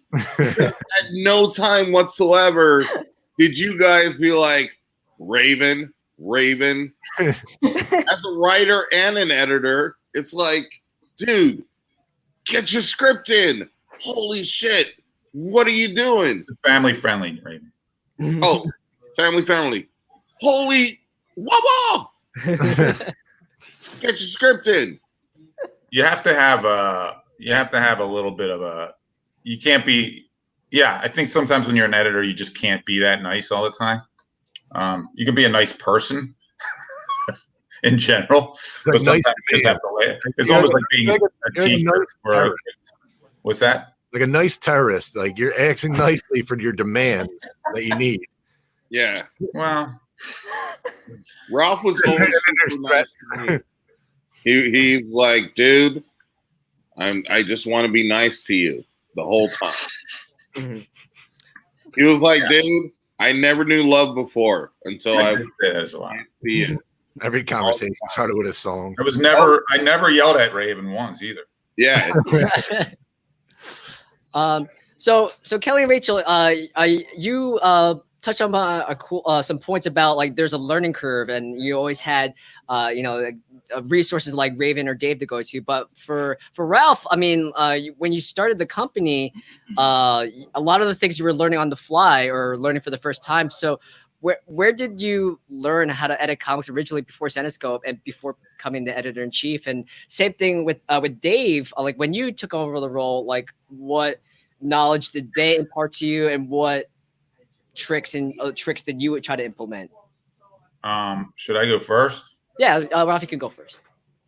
I didn't. Let's see. I trained for about 15 years under. And I'm just kidding. I just jumped right into it. I didn't know. Joe and I read because Joe was editing too, especially in the early days. Was me. I mean, it was just us two. So he should be on here now. I read a book. I think we read a book on how to publish a comic. It was like from published probably like 15 years before we started publishing. So, and we've seen how editing's evolved over even the last 10 years, 10 years or so maybe. But yeah, I didn't have any experience. Yeah, it was just all trial and error. A lot of mistakes were made. A lot of things we didn't realize. We didn't understand how to pay artists, how it worked. We were getting sort of ripped off by some. Like I shouldn't say that, but some things happened where we were just not smart about how we handled the business side. I didn't know that much about the industry. Joe might have known a little bit more than I do because he grew up more of a comic book fan than I did, and then I had to learn it on the fly. And I learned to appreciate it, but I think at the time it was more like trial and error, and then like learning what was good artwork versus what wasn't, and like how to get that across to an artist. Like, hey, this isn't working, but I don't know how to tell you what to do because I wasn't an artist myself. So I think those types of things were just a lot of trial and error and figuring stuff out on the fly and trusting people early on, and some of it was luck for sure, and then some of it was just like, you know, we had to make it work somehow, so we just did. Mm-hmm. And Raven, so I know you did a good amount of editing too. Like, so what was the first comic book you edited, and like, how did you pick up the tools of the trade? Like, were you practicing your craft, or were you like Ralph trying to learn on the fly as well? So, don't know if you knew this, but I used to, back in the day, drink a lot of alcohol. What? It's kind of, we're keeping it PG-13, Ralph. We're okay. But it's hard for me to remember. But I actually do remember the first comic book I ever edited, because I just bought it on eBay a week ago. I don't know, Ralph, correct me if I'm wrong. I think it was the Grimm Fairy Tales Annual, the very first one with Sure. Yeah, okay, there we go. Anyway, I thought you edited before you came to Zenescope. I guess not. Yeah. Well, no, I wrote my own books. Right. That was, but yeah. But yeah, so editing, when I first started out, it was just, I knew a bunch of people.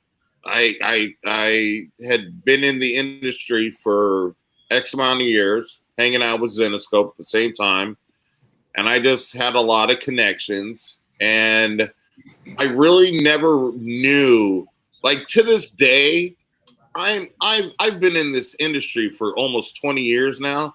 I still don't know what rendering means. You know?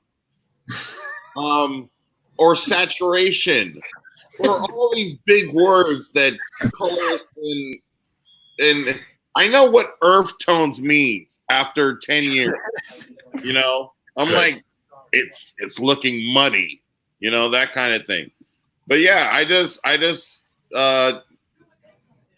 knew a lot of people, and you know, me and Ralph and Joe started hanging out, and I was like, hey, I can do this. And they were like, hey, you can do this. Mm-hmm. And he did it. Yeah. I mean, we didn't know any better, you know. I didn't know. You know, You just I put didn't it know Raven didn't know what saturation meant. yeah, I was just a kid living in a lonely world. Midnight train going anywhere. There you go. Yeah. Thank you. True story. Dave, Really? Yeah, and Dave, since you took over as lead editor, like, what knowledge did they impart to you, and what changes have you seen and implemented? That was about it. No, I mean, Ralph, first he drove me into the middle of the woods, and he's like, "This is the beginning of your training," and he just left me. And I found my way out. Is that real? Did that happen? Yeah, it happens monthly. Took him 3 days. I let him keep doing it. I didn't give him a compass or anything. No, I mean, I just read a lot of comics as a kid, and like I kind of just like, I mean, Ralph like kind of like ran me through how he did like covers, same thing with a little bit like just kind of like watching like them edit other books as they did it, like being on the emails and kind of learning from what they were doing, but also like reading comic books all my life, just kind of seeing like, all right, well, I like I've seen this before, I've seen them do this, or I know, like, I don't know, it's just kind of you kind of just do it, and you kind of learn as you go. It's like you learn like, all right, like I probably should have gave a note in layouts, and now I'm trying to get this artist to change it in inks, and they want to kill me. And so you kind of learn that as the process goes. You're like, all right, give notes early and be very specific if you have a specific note. And it just kind of evolved. Like it was just getting a little information from like Ralph and like other editors we had at the time, just kind of watching them and learning from them. And even when we brought in like other writers, we brought in like Terry and like Chuck Dixon, and just kind of like reading their scripts and then seeing how they gave notes. It's always, you're never done learning. Like you're always kind of evolving and getting better and figuring out like, okay, like I've ran through this before, this problem. And it's anything with like if Kelly and Rachel hit like a dead end, sometimes they hit stuff that I've never had done, and I'm like, see ya. Now I'm like, but like that sucks. No, but and it's cool. Like you're always learning, you're always figuring something out. And so it's never like I've done it. I figured out what saturation means. I'm done. It's like It's like it's you're always like there's always a new issue and there's always like a new thing to find out. Plus, I don't know. I think that's what keeps it fun. Like, that's what keeps it interesting. Is that like it's always a little bit of a challenge. But yeah, like you learn it as you go. I mean, there's nobody that's coming in like I'm the best. Yeah, you're never gonna learn editing without just being in it. It's like getting thrown in the pool, you know. I think especially at least comic book or graphic novel editing, because there's just too many moving parts. I can't speak to magazines or anything like that really, but for comic books, I feel like it's just you just have to learn it. You just have to go with it and like hope you survive the stress levels. And Kelly and Rachel, so both of you are somewhat new, the newest editors in the Zenescope family. How'd you find about Zenescope, and how's the journey been so far? Oh my God, working with Raven is the best thing ever. Took the words right out of my mouth. Is that not the first correct answer? I have no idea. I don't know, Kelly, you want to go first? Sure. I hadn't heard of Zenescope before I saw the job posting, and it just sounded really, really interesting. Coming from, I chose to leave my last job because I hit a point where it just wasn't working for me anymore, and I wanted to do something more creative. So seeing this posting was like, oh my gosh, that sounds amazing. Had no experience with like comic book editing or anything like that before, or even didn't really process like how much is involved, like all the parts. Like it is fun, and it was a lot to like learn, and you're always learning. You're always like just figuring stuff out as you go. So yeah, same as Kelly. Like I found it because of the job listing. So go Indeed, and kind of similar. Like I said, my previous job had been in marketing, and I got into editing because I wanted to do the creative aspect of it. I'd worked with traditional publishers before, so when I saw this, I was like, "This is perfect. I'm going to get back into the creative sphere." And it's very different.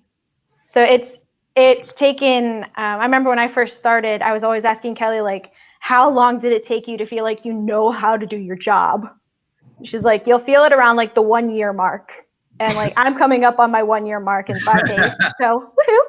And I kind of get what she's saying. Like, I'm still learning. Like Dave says, you're always learning, but I'm kind of like not running to Dave every 5 seconds anymore. Now it's every 10 seconds. Extra 5 seconds there. You build your confidence as you keep doing more and more books. Yeah. You definitely learn how to deal with artists and writers and everybody involved. You kind of know, you have a rapport. You learn how to like handle everybody, and that makes it a lot easier. You're also juggling. It's also juggling not only like the tasks but different personalities. So you have to be really good at like handling a Raven. I was waiting for that this whole time. Or handling Joe, who's a much different personality than Raven, but also has his own style and wants certain things done a certain way. Especially with Joe or myself writing, where we're technically the bosses of the company, the owners of the company, and then you have to, for us, we have to put ourselves in the seat of being the creator and allowing our editors the ability to yell at us if we have to get a script in on time and go, hey guys, don't feel bad if you have to tell us to get a script. Rob, do you ever as a co-owner of the company, do you ever get yelled at by an editor? No. Well, actually, no. Kelly yells at me at least once a week, but that she just yells at me just for no reason. No, but like they can. I've told them like, yeah, just tell me it's due and like. Hey, Kelly, Rachel, you guys can always yell at me. You can be like, before your aneurysm. Write that sound down for sound effect. Cool. All right, so it's about 2:30, so I want to get enough time to get this in. But we, as a special treat, we're gonna be walking through step by step the process of getting a comic created from start to finish. So let's begin with the concept. So Dave and Raven, can you speak about this? Like, say pretend we're working on Revenge on Wonderland. How does the process go from idea to a finished product? I can do this, but can you put your hat back on? Wait. Because I think the hats are freaking fabulous. All right, Dave, you're getting requested to put on your hat. World. No, not you. Oh, me. Oh, me. His head. That's his head. Thank you, dude. I You want to go to a Katy Perry concert. By the way, thank you for sitting down, Chris. You made me nervous this whole panel. I don't know. What like, Jesus. I'm sitting down because I'm getting like faint and lightheaded. It is like so hot in this. Yeah, no, I don't. You're standing up, making everybody nervous. Like you're gonna. Now it's a little bit more casual. It feels. Okay. All right, Dave. Thank God. Go. There we go. I don't remember the question anymore.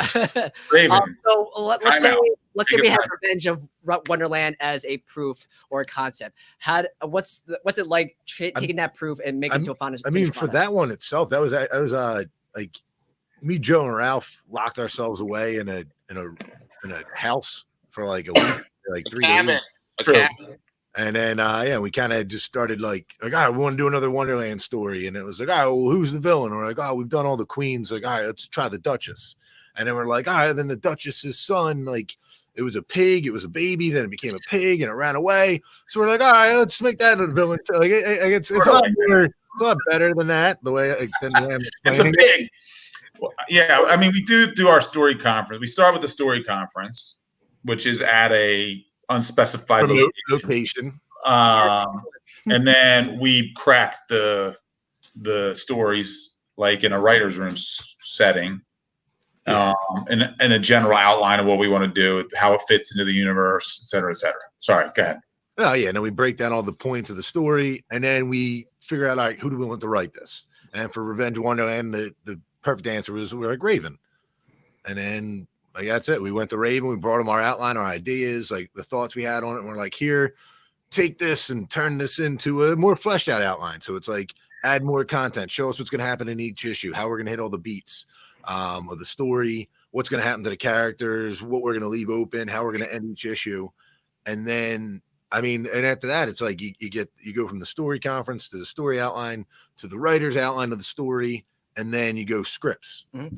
And once a script is approved, it goes to Kelly and Rachel, where that's like a bulk of your wheelhouse. So do you have any thoughts, Kelly and Rachel, about once you get a once new you get script? To that, Once you get a new script in, like what's your process?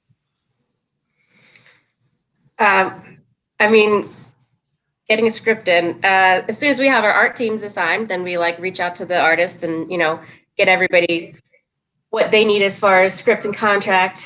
And then our process would be, we go through the script, we read through it, we, highlight all references, start pulling images, get the artists what they need to be able to start their creative thing. Yeah. And the references can be kind of fun. You have like, if you're doing something like Van Helsing, is there a really bad echo or is that just me? Feedback. It sounds like you're trapped in like the TV and Poltergeist. It does. Is this better? it's better. Wait, now I can't hear anybody else. We can hear you though. Okay, that might work better. Is it you're looking for? Can you hear that? Did you hear it? Yeah. Okay. So the references can be really the references can be really, really fun. I muted Raven for a second. Sorry. If you're doing something that's established, so like Van Helsing, Robin Hood, Shang, Red Agent, it's really easy to find the references.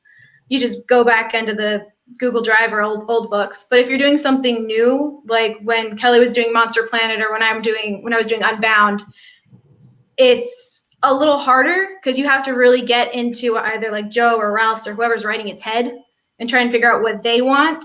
And because you're building an entire new world. So that takes a little longer. It's a little harder. Well, trial and error. Yeah, the communication with a writer and editor is I've always stressed that to to Dave, especially, and then I'm sure he stressed it to Kelly and Rachel. But it's so important to I think for a writer and editor to talk as many times, whether it's email or on a phone call, because you can't ever figure out what's in somebody's head and relay that to an artist effectively, without really having a real symbiotic relationship to the material.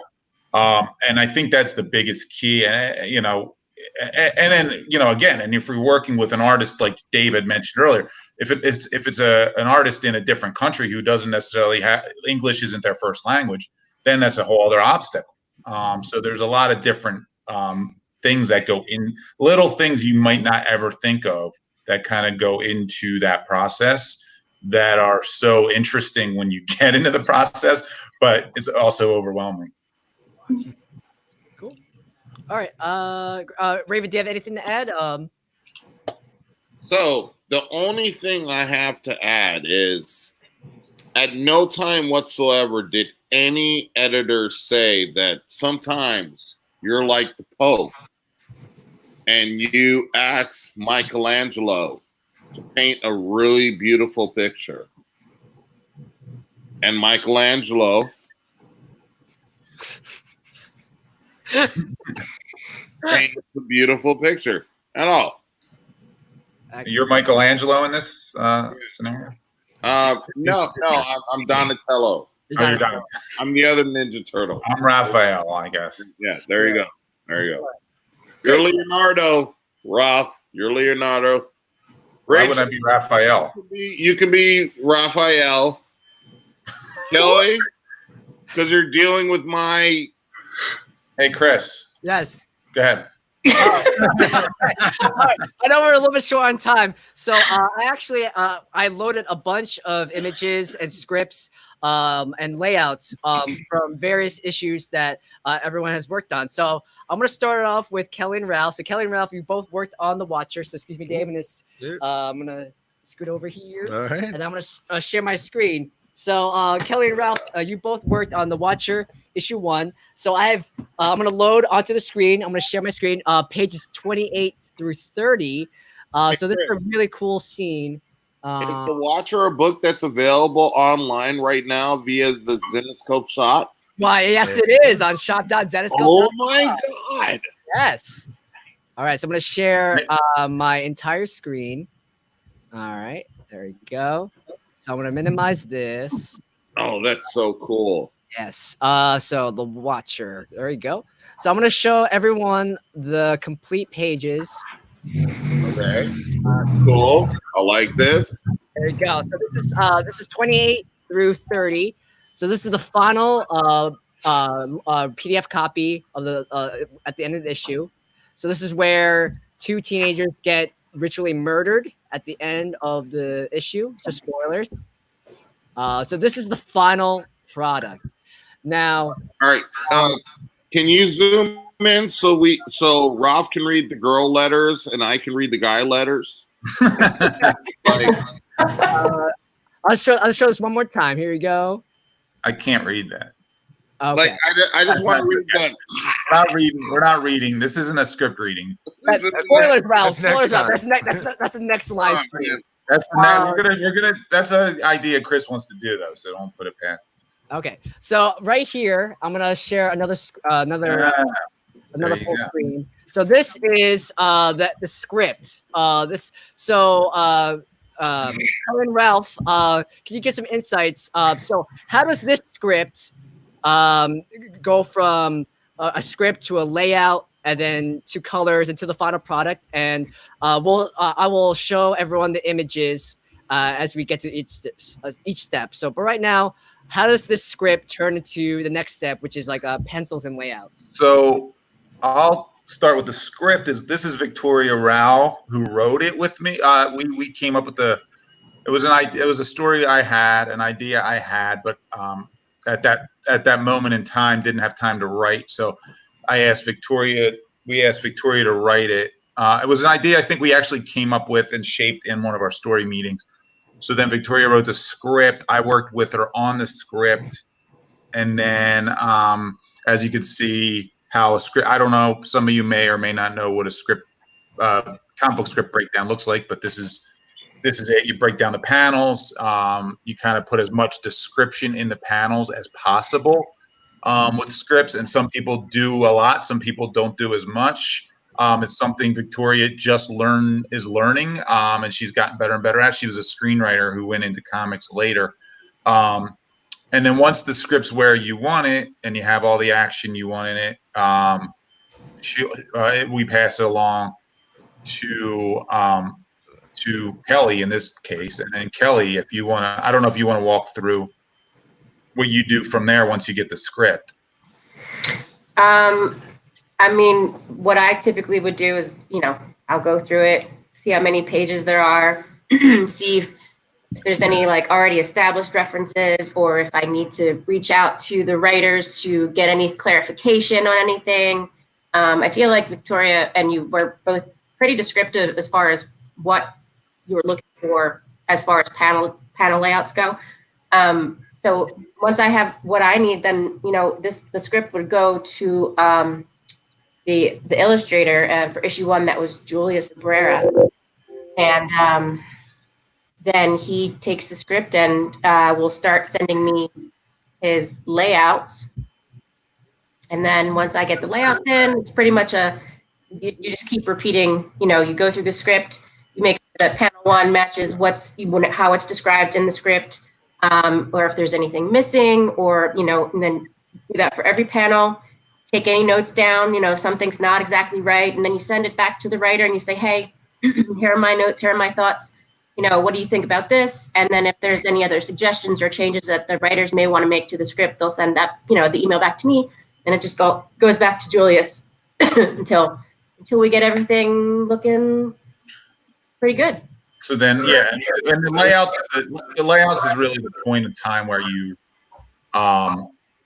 have to really try to give all your notes, because once it goes to pencils, which is the next phase, if you want to show that, Chris, when you go to the pencils and get to that point, and then you decide, oh, I picked something. Now it happens.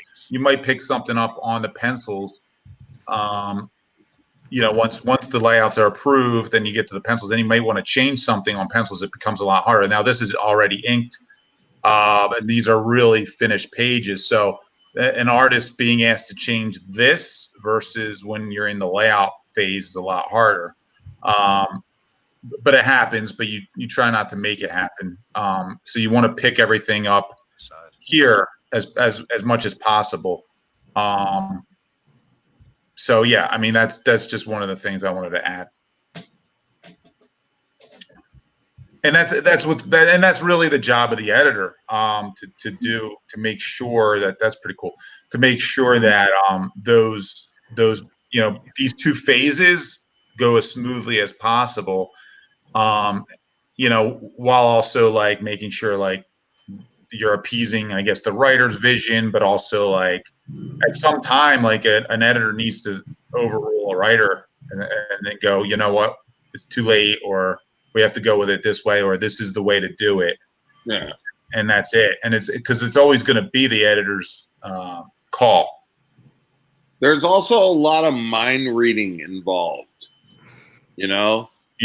You gotta kind of figure out the in between of like writers perchance as a writer. You got to be able to be like, hey, like, what does he really want? What does he mean? What's acceptable? And what's the deadline? And what can we do? Like, sometimes I'm like, hey, draw 1,000 ninjas, but you can't draw 1,000 ninjas. It's hard. Take a while. Yeah. And then, Kelly and Ralph, so we've gone through pencils and layouts. Can you walk us through the colors? Kelly? As far as colors go, I mean, really, it's it can be kind of tricky, but depending if what time the scene is happening or what place is, it's like these pages obviously happen at night, so we wanted them to be more dark, ominous, obviously to really get the horror that's happening in these pages across to the readers. So I don't really, I mean, there wasn't a whole lot of Putting trust in the Yeah, a lot of times, I mean, for myself at least, I told Rachel this before. Coloring I'm so bad at like picking up. I've never been like I know what I like. This is my problem in my life. It's my problem with editing. I know what I like. I say it before. It's like I'm like Simon Cowell. I can't sing, but I can tell you if you're a good singer. So I feel like that's how I am with coloring, especially. Like I'm like, oh yeah, that looks good. Do that. Do more of that. That's why I like always loved using Ula or Nei or Sabine, and Ivan and all those great colorists. And we have plenty more. I'm not naming. I'm sorry. I'm sure Dave will go through some of the names, but you learn to trust some of your colorists because they're so good at it. And then if you see something that's not, correct me if I'm wrong, Kelly, if you see something wrong or you see something that's not quite adding up, then you kind of make a note to the colorist as best you can. And also, like part of being an editor is you learn to listen to the people who do things really well, and they're like, dude, it's way oversaturated. There's way too many earth tones. And then you pick it up and you put it into your repertoire. Yeah.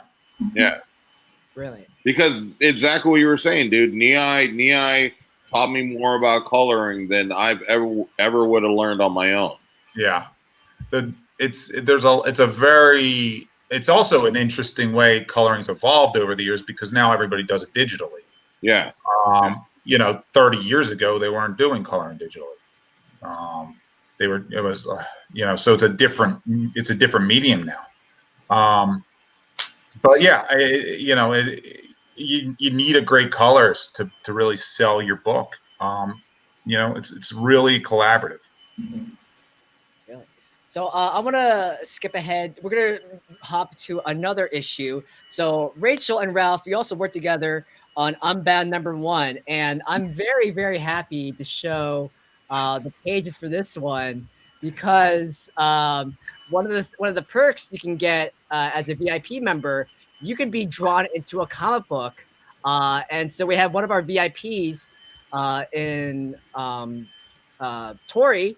Tori is one of our high VIPs. We see him all the time at shows. So here's a comic book, and also Jason Exotic.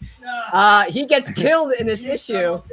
So, that's Candiles. That's his character's name. I forgot to put the name in. and it's Jason because early on he's munching on a whole bunch of sunflower seeds and wait, to go back to Tori, Chris. Oh yes, go back to Tori. Here you go. Wait, let me see. Ready? See if we can find. There he is. Tori. Yes, this is from #1 of Unbound. Fantastic series, and this is the scene where Mr. X, or just X, the serial killer, goes into his pleasure dome, and he meets Jason, and he gets probably killed. Well, he gets his arms chopped off, and then he gets his neck sliced. It was some would say it's a little excessive. Quick question. I wouldn't say that. Ralph. Yeah. For those who don't know what Unbound is about, that's available on the Zenescope shop website. It is. What is Unbound about?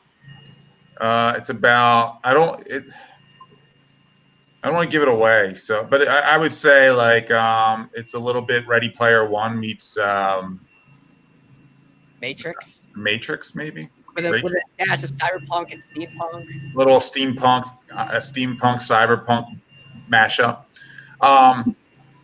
But yeah, this script, you could see like I probably made a lot of notes here, especially when it's an original series with when you're trying to come up with characters. Here's the thing that really went well with Unbound. I know we're running short on time, so I don't want to ramble, but what was awesome about Unbound was the way it all came together with my script, my vision in my head that I was trying to get across in my script notes, as you could see them. And then having Rachel really tap into that, really what I was going for. Rachel got a really good feel for it right away. So, and this being really my baby, like that I came up with, and I really wanted to it was this original idea I wanted to try and sell, and knowing that Rachel, it was in good hands with Rachel, kind of getting it right away, and really making really good suggestions for references too, which is another important thing. Having the right references for artists to then go off and design your characters, oh my God, what's the artist's name, Rachel? I can't think. The line art was Oliver Borges. Oliver, right? Oliver. Leonardo Pacchiarotti. Right. Oliver kind of just got everything we were trying to do, I think. So my script took, that was my script. I'll let Rachel pick up from here with the layouts and such. I loved working on this one because the style was so different, and that what was really helpful was the very first day. Ralph actually called me, and we had a really good phone conversation where he was just trying to tell me it's steampunk, but it's cyberpunk, and this part should be really grungy and this part should be really bright. And that really helped me get all the right references. Thanks. And there was still a lot of collaborative back and forth to get it figured out, but it came together so well. And I remember it was only my second book. And I was like, oh my gosh, my second book is with my boss. This is terrifying. But then I remember specifically on page 5, which we don't have, but go find it because it's amazing. It's a big overhead shot of the entire city, and you see the car and the raised city, but the old architecture and the bright colors was when I sat there and I was just like, oh yeah, this is gonna be good. The art was gonna be perfect, and that was really helpful. Was having Oliver and Leonardo, just they knew what to do, and they knew how to make it look right, which was very helpful. Yeah, it really helped that Leonardo as well with the colors. You could see the palettes. And the big thing I wanted to do with Unbound was have different parts of this world sort of look different. Like one area might be more cyberpunk, whereas another area might be more steampunk. And then the areas would blend together. And we needed to really figure out how that was going to work, the coloring scheme of all that, making it as accurate as possible. And this is one of those times where you just get a team that works together. That's just, it's just works out really perfectly. And that doesn't always happen where it's perfect. Or sometimes there's incidents where an artist has to drop off a book, or a colorist has to drop off a book because they have other things going on. And so you don't get the consistency all the time. And that's with any publishing company sometimes. So that's also a challenge in editing. We'll do for another panel. But yeah, so I was really happy with how this. So I have to ask Dave, yes. Ralph, Rachel, Kelly, do you guys at this point, so as writers, when we get a page in, it's dude, it kind of infuses us. We're like, oh my God, this is amazing. This is what I wrote. Do you guys get that same rush as editors? Or is it just a writer thing? I personally do. There's, again, Kelly probably hates how often I jump over the partition in our little cubicle, because I'm constantly just Kelly, look at this. This turned out so awesome. And so I do that. It happens for me all the time.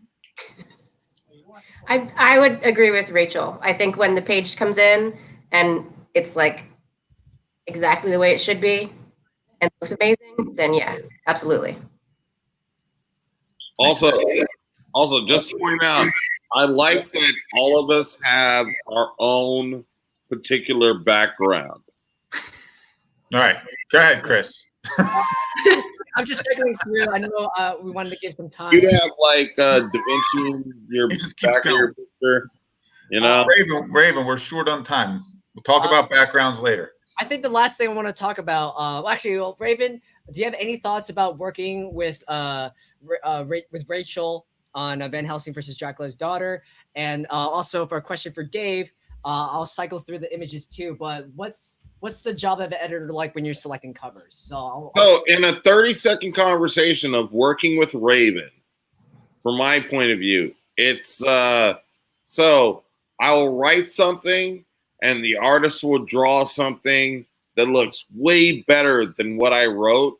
And I'll be like, oh my God, I came up with that. But I didn't really come up with that. The artist like kind of did that. But the editor is just like, Rachel makes it a million times fucking better. I mean, sorry, the curse. My bad. Come on. I know family friendly. My bad. Yeah. Off that, like it is. It's awesome when you get stuff that comes in that like hits that you've never like you didn't like you thought of it like an idea, like a rough idea, and then they hit something that's like, all right, that's better than what we thought. Like, let's do that. That's all. She spots things. Rachel and Kelly, you guys spot things that I wrote in the script that I'm like, hey, I didn't even realize I wrote that in the script, or like, something with continuity. This is really good. All right, you want to know about covers? Yeah. Do a cover real quick. Then let's take a couple questions, and then we'll let you guys get back to your day. Covers, a lot of it, it's like most of it's just like me, Ralph, and Joe, or sometimes the writers that will come up with cover ideas for the story to match the stories. The A covers are normally like the iconic character shots to kind of give you like what's going on in the story. And then like the B covers are kind of like action, like fighting scenes. C covers are pinups, and then a D cover could be a pinup, could be anything. Hey, so, like, Dave, what is this a layout for? This is for Bell Minotaur coming up. Is this who's the artist? Kanan White. Okay. And Ulamar. Is this a new book coming out soon? This is coming up. Yep. Wow. So basically, we'll get the So we'll come up with the concept, and the concept here was Belle like in a Philadelphia on a rooftop, and then superimposed behind her is the new Minotaur character. So the artist gives us the 2 layouts, sometimes 2 to 3 layouts, and then we mark them, we send them around, and we kind of all vote on it, and then we picked our favorite one. And that's usually Dave sends out a layout, and then Chris, Joe, and I will chime in on that. Yeah. Or Kelly or Rachel, obviously, as well. Yep. And then so we picked layout 2 out of these 2, and then Kanan drew it, and he went right to inks with it, and that's what came out of these 2 layouts. Like, so it went from this to this, and we got that, and we're like, that's ridiculous. But I mean, yeah. So like, yeah, and then that comes in. We go through the same process. We send it around to like Chris, Ralph, Joe, myself, and we're like, all right, is there any notes on this? Do we want to change anything? Is there anything to adjust? And then this one, like, no. Really great cover, man. When is that going to be available for solicitations? This year. When is that debut? That'll be out. I believe it's September. Yeah, that'll be out in September. So that solicits in. Solicit will be June. July. Yeah. July. Okay. There you go, Raven. Yep. And then the color, and then after that we take it to the colorist, gave it to Ula Moss. She colored it, and we got it in, sent it around. Nobody had any notes, and then we have that cover. Awesome. Yeah. That is brilliant work. And that's the process with pretty much every cover we do, and we've done a lot of covers. By the way, who's writing that series, Dave? I am. Dave. Oh, Dave is. Very cool. I'm writing it. Yeah. Do we have any questions? I know we're basically up on it. So, I mean, if we have a couple questions, we can answer them and then get going. I feel like we only time for like one question because, so let's see. We might not even have it. I don't know. I haven't really been paying attention to the stream. Sorry. Well, how about this? You know what? If the demand is high, we'll bring back everyone for another round 2 of another editors and writers roundtable. We could switch it up and get to even more guests and cover more books. Here's one question we'll get from Larry real quick. All right, one question. Only one question. Do editors come up with ideas for variant covers? We come up with ideas in all of our story meetings usually beforehand. or Yeah, we mapped out all of 2020's covers in, I think, October last year.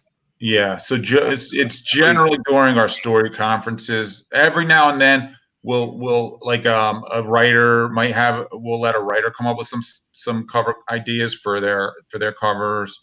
We'll and then of course if people have input on covers, we'll listen to input. That's so cool. Like Larry just showed up in a big like question on the bottom of the screen, man. Streaming on is great. Technology. So I think that's it for time. All right. I want to thank everyone who attended and participated in this panel. So thank you, Ralph. Thank you, Raven. Thank you, Kelly. Thank you, Rachel. Thank you, Dave. You all are amazing. Thank you guys. Thank you for all the work that you do. I know COVID-19 is really tough in the comics industry, but we're still going strong. We're still making funny books for everyone. So if you want everyone to come back for a follow-up panel, let us know. Shoot us an email at vcons@zenescope.com, and then we're gonna bring back Mr. J Exotic. But thank you again. Thank you, everyone, and enjoy your weekend. Thank you, guys. Good seeing you guys. See you. Bye. All right. Well, that was an awesome panel. Thank you to Dave. He's going back into his office. He's going to make more sound effects. And he's going to close his door. We're going to I apologize. We went a little bit over time. So if you have any other burning questions, you can always shoot us an email. Or I think the much better idea would be to have a follow-up panel where we just bring everyone back. And it's going to be a nice dialogue. But I'm going to bring it over to Mr. J. And we got some we're going to be doing our graphic novel hour. 50% of all these proceeds will support Golden Apple Comics. So you're supporting indie publishers and you're supporting brick and mortar comic shops. So Mr. J. Cool. So really cool. Thanks to Chris for doing the panel. Thanks to Raven. Thanks to Ralph, Rachel, Kelly, and Dave, of course. I want you guys to know I have both my arms. All right. You see them here? All right. And you see this? It's not some huge, it's not like as Ralph had me drawn as like this. No.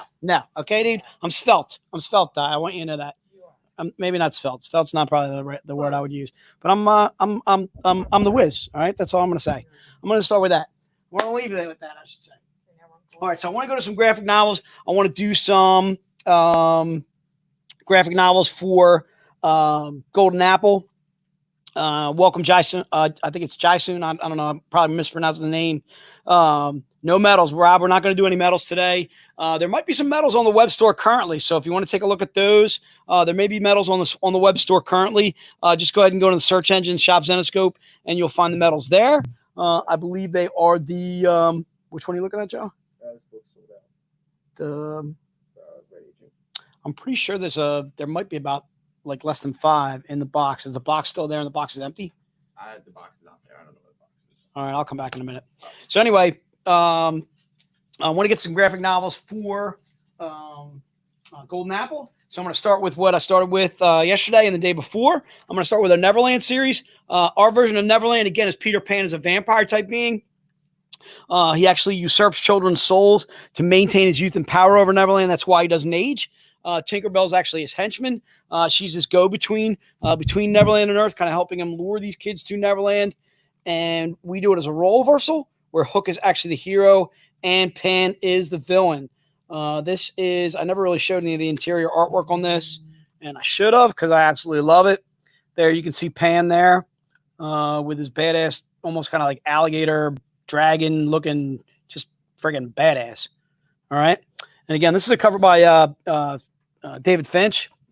Again, written by Joe Bruscia. This is volume 2 to the series. So if you want the individual graphic novel itself, it's $15.99 for Neverland. Volume 2 is $12.99. The Tales from Neverland, which are individual origin stories on the characters from Neverland, is $12.99. Okay. And that has origin stories on like Tiger Lily, Lost Boys, also Tinkerbell and so forth. The Neverland Age of Darkness is Nathan Cross, who's our Hook, continuation stories of him in Neverland. Okay, so there's 4 volumes to the series. If you just want the Neverland Age of Darkness, that's $12.99. And what was I doing all 4 of them for? It was 4 for 45. So you could do all 4 for 45, or you could do any one individually for the prices that I mentioned. The Neverland Volume 1, $15.99. Hook, Neverland Age of Darkness, and Tales from Neverland are all $12.99. Okay, so that is the Neverland series. Also want to talk a little bit more about Oz. Our version of Oz, a little bit more like Oz meets Lord of the Rings than it is Dorothy skipping on down the yellow brick road trying to find heart and courage for the Tin Man and the Scarecrow. Again, in our version of Oz, there's still a Dorothy. She's still from Kansas, but our Toto's a wolf. Again, a little bit more modern, a little bit more dark, a little bit more twisted. There's our version of the Cowardly Lion there, as you can see. And again, he's not quite so cowardly at all. More like a Thundercat, looking absolutely badass. And then there's our version of the Tin Man. Again, almost kind of like a cyborg or even a Terminator feel to him. And then this is our version of the Scarecrow. Almost kind of has a little bit of a Batman feel to him. Again, so that's our Oz Volume 1. You can do all 3 Oz hardcovers for $60, or you can do any one of them individually for $24.99. And again, so about $25 a piece. This is Volume 1. This is Volume 3, I'm sorry. Volume 2 is Warlord of Oz. In the Oz series, that's Warlord of Oz is Volume 2. And then Volume 3 is the is that. All right. All right, and that is the Oz series. I also want to talk a little bit more about Robin Hood. Our version of Robin Hood, again, it's almost like a female vigilante. Starts with a young girl in high school, kind of disliked in high school, maybe even wronged by a few of the boys in high school. But she does have this inner hero inside of her, basically an angst to basically become Robin Hood. So she's pulled into the realm of mist to become the hero that she's meant to be.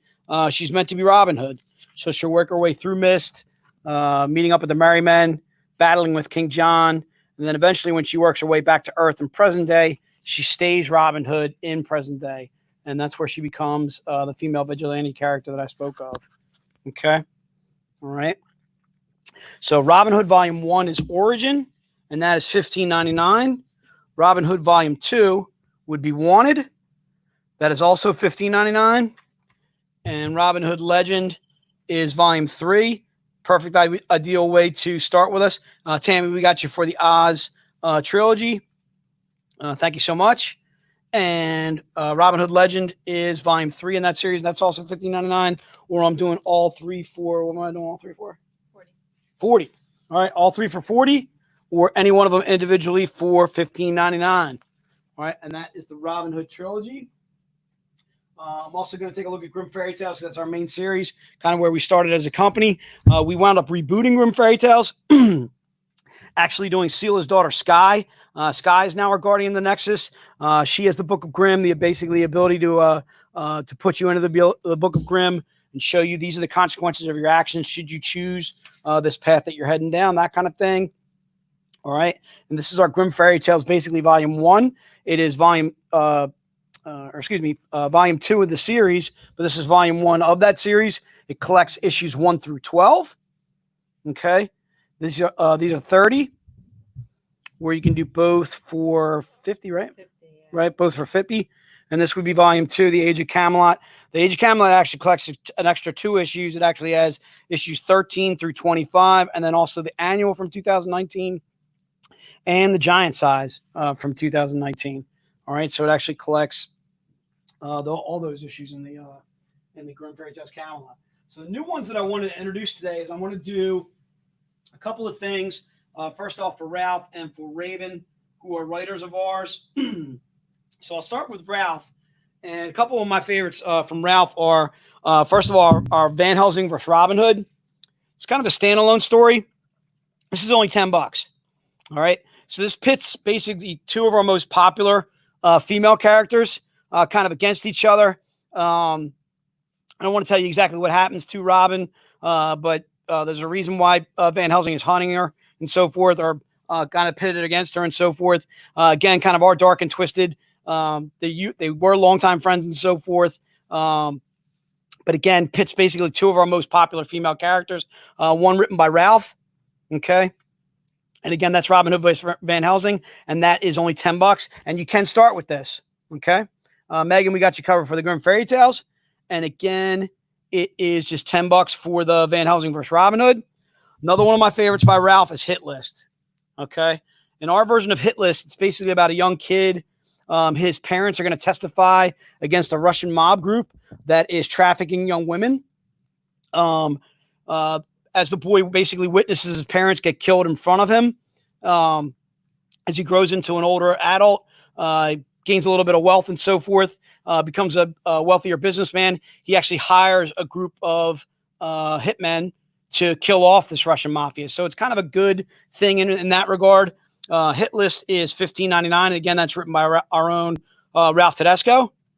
Okay. So if you want to read Hit List, again, Hit List is a standalone story. Also, this is an ideal way to get started with us. There are no real bad places to start with us as a reader. It just kind of depends on what speaks to you as a reader. Whether you want to start with Neverland, whether you want to start with Oz, if you want to start with Grimm Fairy Tales or Robin Hood, even the Hit List, there are no bad starting points or jumping on points for Zenescope. It just kind of depends on where you want to get started in our Zenescope universe. And then we feel, or at least we feel, once you read one thing, you're going to want to read more because of the first of all, the artwork is always phenomenal. The writing is equally as good. Again, interior artwork, again, same type of thing. We pride ourselves on not only giving you phenomenal cover work, but also giving you phenomenal interiors too as well. All right. And again, I can't show you too much of Hit List because Hit List is pretty graphic. I don't know all the age groups that are everybody that's in the stream. But again, I would say Hit List is probably 17, 18 and up for sure. Okay. All right. Young adult Hit List. Okay. All right. And that's Hit List written by Ralph. I do want to do like a Van Helsing kind of tribute. Or actually, you know what? I'll go to Raven. Let me go to Raven real fast. He's in the backstage. Raven's still hanging out. Yeah, he is. Raven's still hanging out. What's up, Raven? How you doing, brother? So I want to go to some Raven books because I'm a huge fan of Raven stuff. Theater is easily one of my favorites by Raven. Theater is only $15.99. Again, this is a standalone story. Okay. It's basically about one of these $1.50 movie theaters that are run by serial killers, and they're basically killing off the entire audience. And I don't want to say kind of what happens with the police and them trying to figure out basically how some of these people wind up going missing and so forth. But it has some twists and turns to it. Again, it's classic Raven is Theater. I'm a huge fan of Theater. Again, it's only $15.99. And once you buy Theater, you are supporting Golden Apple, obviously supporting Raven and Zenescope as well. Easily got to go to my favorite story by Raven, and that is Return to Wonderland. So his Wonderland trilogy that Raven started was Return, Beyond, Escape. And I'm going to go a little bit more in depth on Return to Beyond Escape because this one I absolutely just the artwork is striking. The writing is exceptional. Our Return to Wonderland is basically our version of Alice, but it's Alice after she's come out of the rabbit hole. She's already been driven mad by the things that Wonderland has done to her. She's basically trying to start a family, trying to normalize her life back on Earth and become a normal person again. She has a daughter, Callie. Callie kind of falls into the same kind of pitfalls as her mother. And again, I'm just going to show you some of the artwork from this. Callie is, for those of you that have read some of the Wonderland, you know who Callie eventually becomes. This is our Mad Hatter and Callie right there down here. Again, our Mad Hatter is almost like an assassin type character. I don't want to reveal who the Mad Hatter actually is to her. It's Chris Reddy, of course. All right. And again, to me, the artwork is just utterly exceptional. This is Raven. This is, I should say, Ebas's depiction of. Is it on there? Oh, maybe it's only in the trade. Yeah, the omnibus is the depiction of the Jabberwocky that I was going to show. All right, this is, but I can show a few more things. Let me show this real quick because I'm a huge fan. This is how we paint the roses in Wonderland. How Raven paints the roses in Wonderland. Okay. All right, as you can see with blood. All right, this is our depiction of the Queen of Hearts, who is, again, absolutely badass. And again, something for you're going to find is the artwork is just absolutely striking. Okay. So Return to Wonderland, the book I'm showing you right here is an ideal way to get started with this. It is volume 1. All right. And I got to show you my favorite character. He's all kinds of cute and cuddly.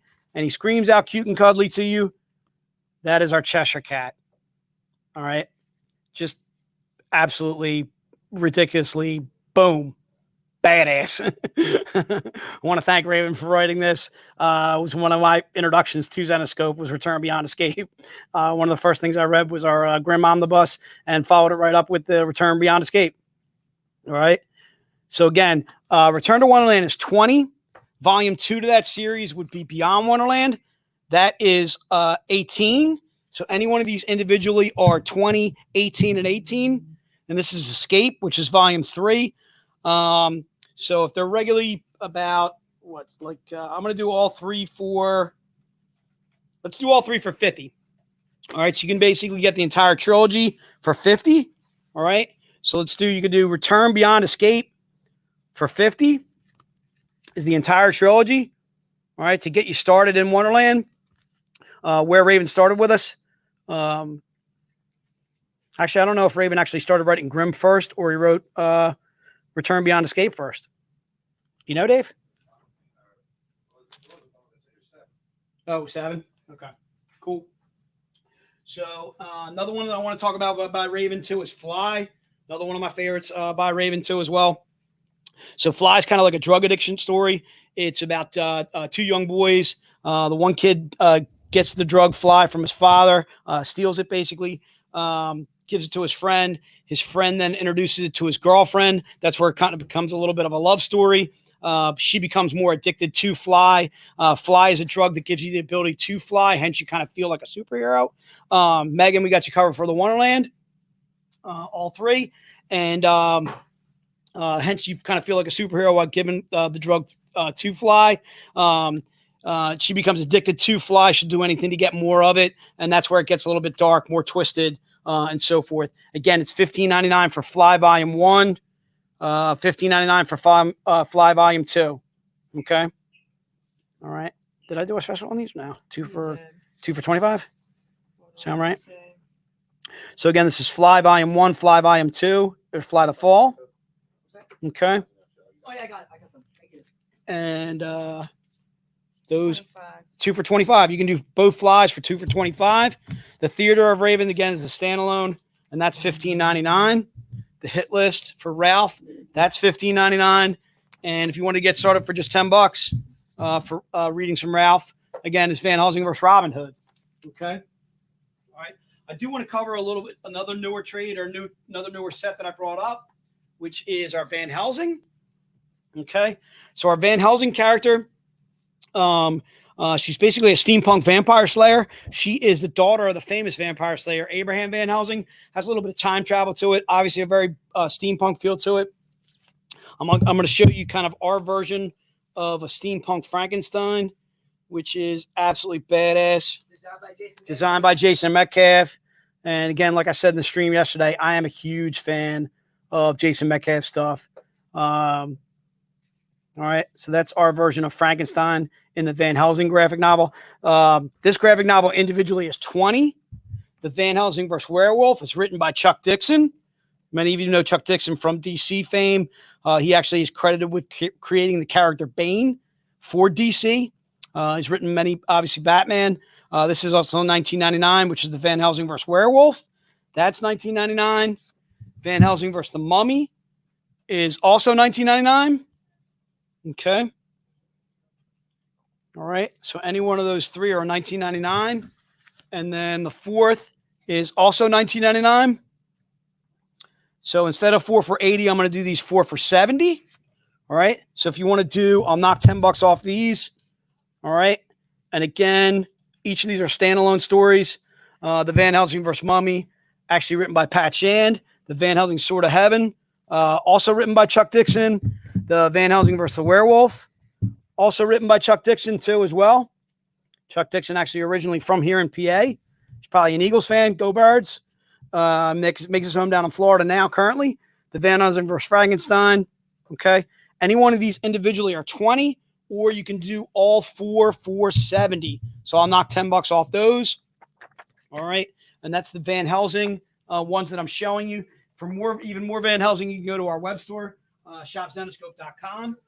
There is the current series of Van Helsing, which is Van Helsing versus Dracula's daughter. Are we working on? We're working on a new Van Helsing series right now, Dave. What's that going to be? That's right. We are currently League of Monsters. Go ahead, Chris. Jump in, please. Also on Tuesday is Dracula Day. So we actually have some cool products and promotions coming going live on that day. So it's mark your calendars for Tuesday, Dracula Day. We got some cool Van Helsing theme stuff for that. Cool. Okay, so I want to kind of stick with some graphic novels because the graphic novels are doing well for us, and we always enjoy it when you guys. Yeah, Abby, definitely. You can email the info at Zenescope, or you can email the VCons at Zenescope too as well. Okay, what's that?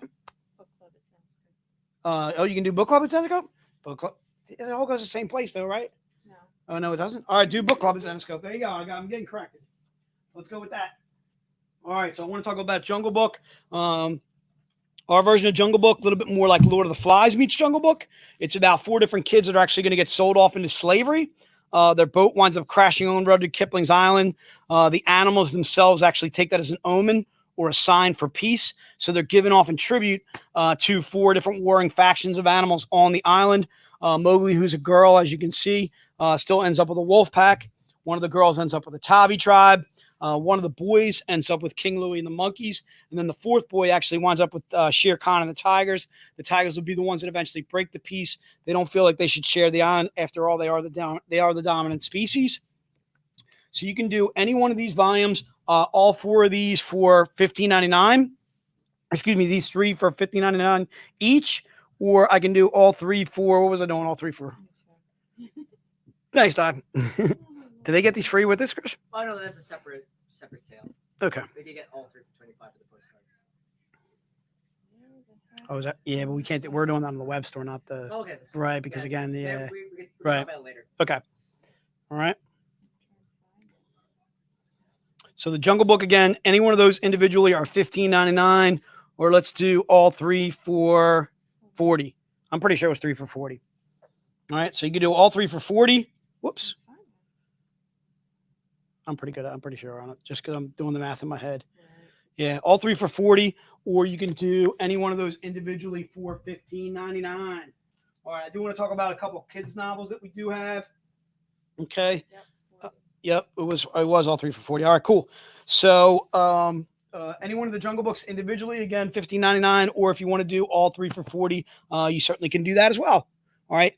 Chris also wanted me to kind of point out we have our postcards, and we're doing these on the web store. This is not affiliated through the stream, but if you want to get in on the postcard deal with our Jungle Book trilogy, it is on the web store now. Just go to shopzenescope.com. Also, too, I think I saw a sale on shopzenescope.com, and I can't remember what that sale was, but I just saw it was a flash sale, something I think we got going on there. So if you want to zip over to there or whatever, just to check out what it is, it's going on right now. And then also the Jungle Book postcards are available. Those are available only through the web store. Okay. So I do want to cover a couple kids books, and I'm going to cover the same ones we've been covering each and every day. So if your kids are home, just like mine, they do have schoolwork and so forth. My kids are actually done at the end of May. I'm looking forward to that. I'm sure they are as well, for sure. If you want to have them reading this summer at all, if you're not able to go on vacation, stuff like that, you want to start them with some kid stuff, some really kid-friendly books. My daughter's currently reading Princess Ninja. She absolutely loves it. She got a chance to meet Dave actually at Upper Moreland High School. Chris and Dave were kind enough to go over, and so we set up a booth actually at Upper Moreland High School, and they were talking a little bit about Princess Ninjas. Okay, so Princess Ninjas again, kind of like again, when the kingdom's under attack, who do we turn to? We turn to Elise, Megan, and Bridget, who saved the kingdom. All right, kind of like a Ninja Turtles, but obviously young girls, and their sidekick Turtle Bear, who's badass. All right, and they solve everyday princess problems, of course. All right, so Princess Ninjas is only $10.99. All right, just put that in the notes if you want the book. And again, that's an all ages book. I would say as long as they can read that. All right. Our version of Grimm Fairy Tales Library starts with a young Seela Mathers. Okay. And it's basically about some kids stumble into a library. They open up a book of Lovecraft. And in so doing, they actually release The Wicked Witch of the West, Frankenstein. That's Baba Yaga actually right there in the middle. Obviously, all hell breaks loose once they open up the book. Do you need me? Once they open up the book and so forth, they're kind of spending the entire book trying to get those monsters back into that and so forth. All right. Again, very kid friendly. I would say easily, again, 9, 10 and up. I've let all my kids read the library, and my kids are ages 9, 13, and 15. All right. But they read it also. My boys read it when they were very young. All right. So Ripley's Believe It or Not is another all ages. I'm sorry. The library is $15.99. Okay. And again, half of the proceeds go into Golden Apple. Okay. And again, that's Grimm Fairy Tales, the library. There's our version of Ripley's Believe It or Not. Again, these are strange but true facts. In the Ripley's Believe It or Not, it's kind of up to you whether you believe it or whether you don't. Very much like the original TV show with Jack Palance. I'm a huge fan of Jack. All right. Jack, you are my number one guy. All right. This is Ripley's Believe It or Not. Again, it's $15.99. Has just strange but true facts in there. And here's some of the stories that are in there. All right. Tale as old as we, or a tale as old as time. I've been working on the railroad. The Ride of His Life. Mother Nature. 49 Lives. Egyptian Cats. Frozen Girl. Irish Giant. Winchester Mansion. And Stingy Jack. All right. And more. $15.99. All right, for the Ripley's Believe It or Not. And again, that's more of an all ages book. Anybody in any age range obviously can read any of these. Okay. All right, so those are our graphic novels that I picked out for today. I'm going to talk a little bit more about the coloring books because the coloring books seem to be doing really well. And I'll talk about some coloring books right now. All right, so the coloring books I'm going to start with are the Little Mermaid coloring book.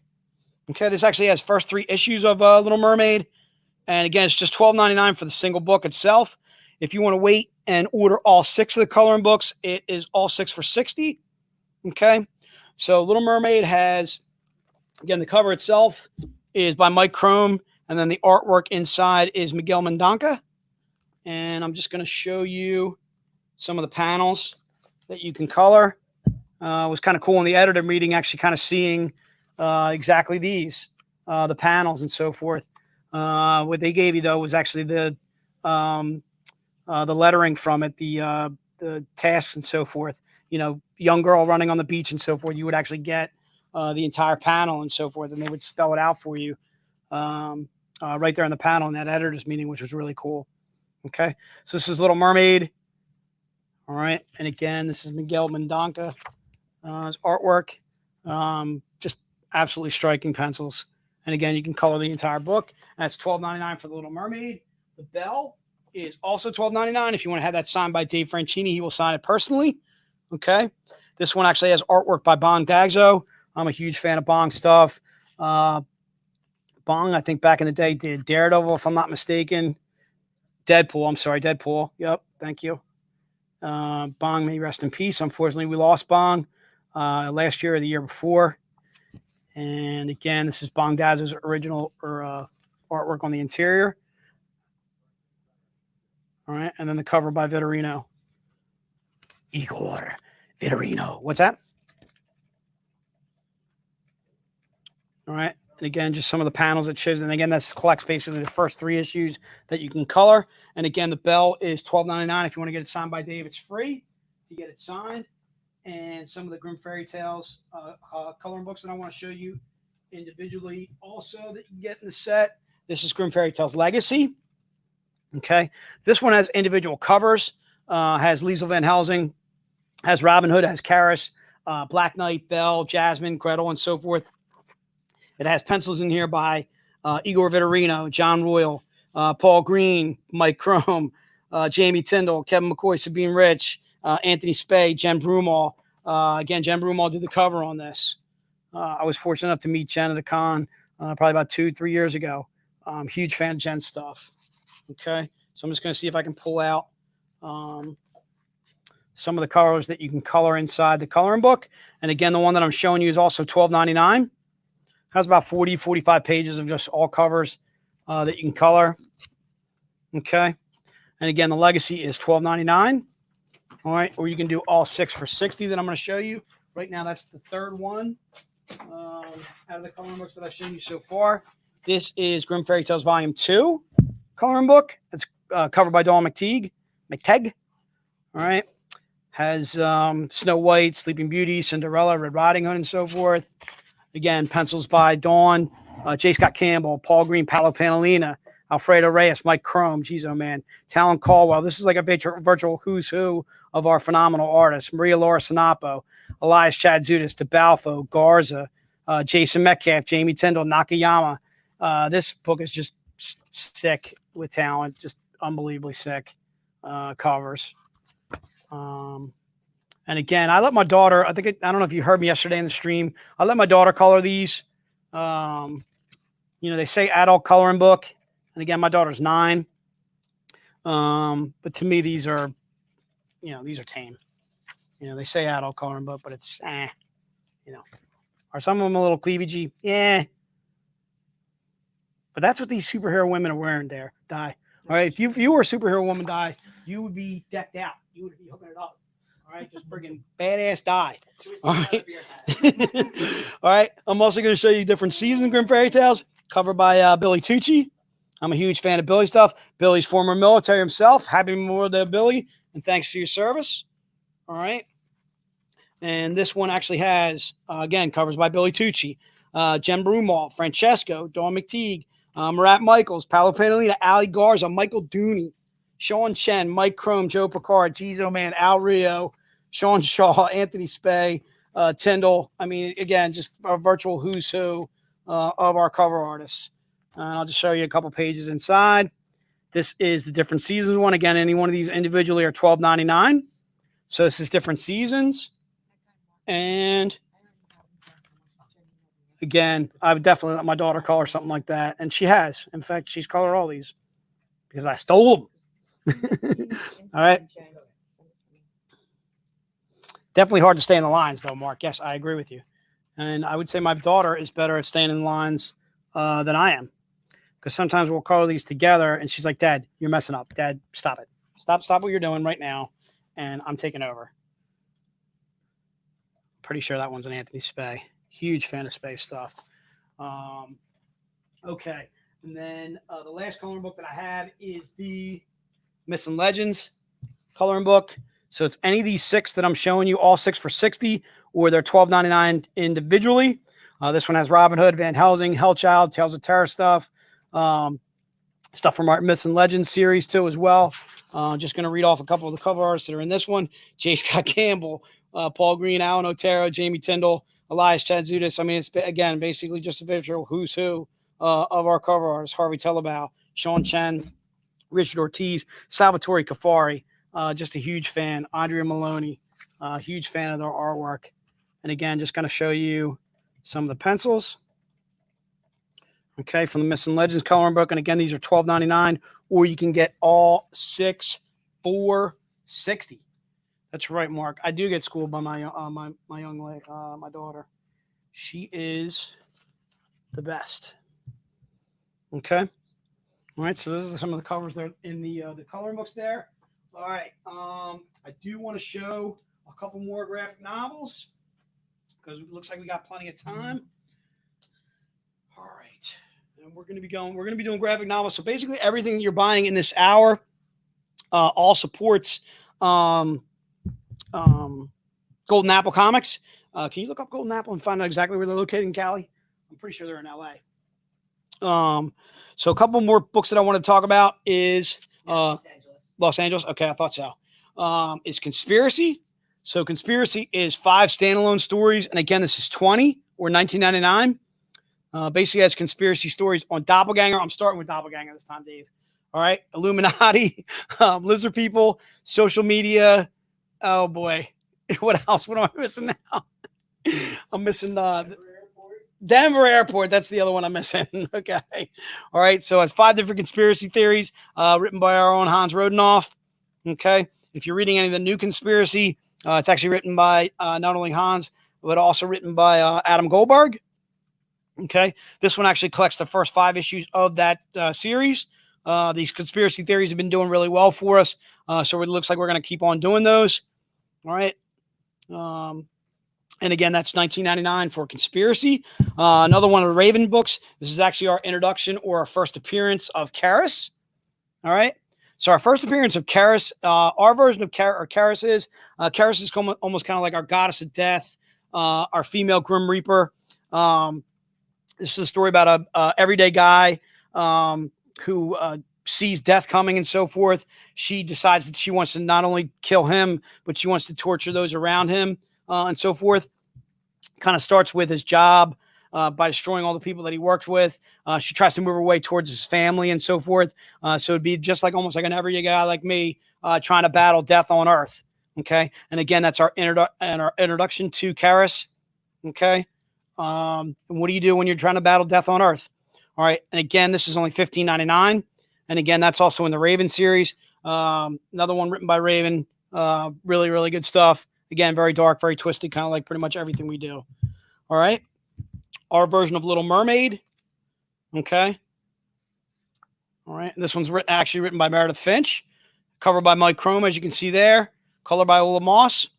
If you caught Mike in the stream yesterday, he's a huge, phenomenal cover artist.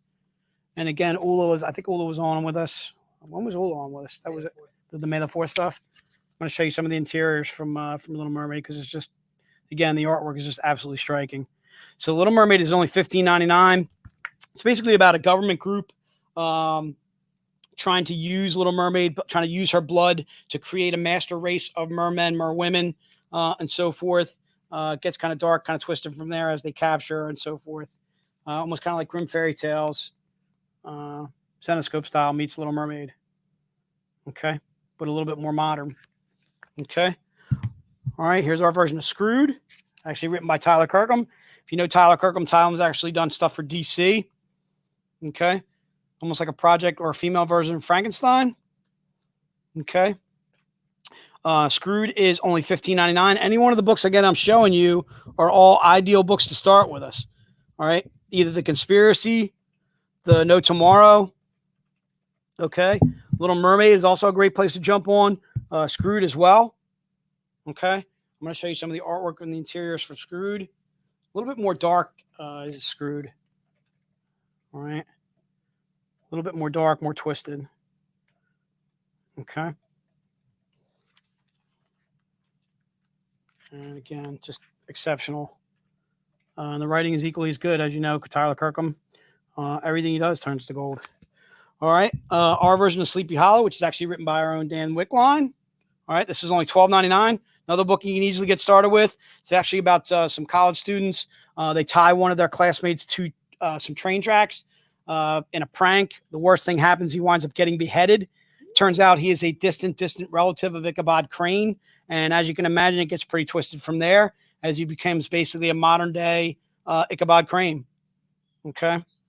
All right. And again, I'm going to see if I can show you some interiors from Sleepy Hollow because we're not only just good covers. We are phenomenal interiors.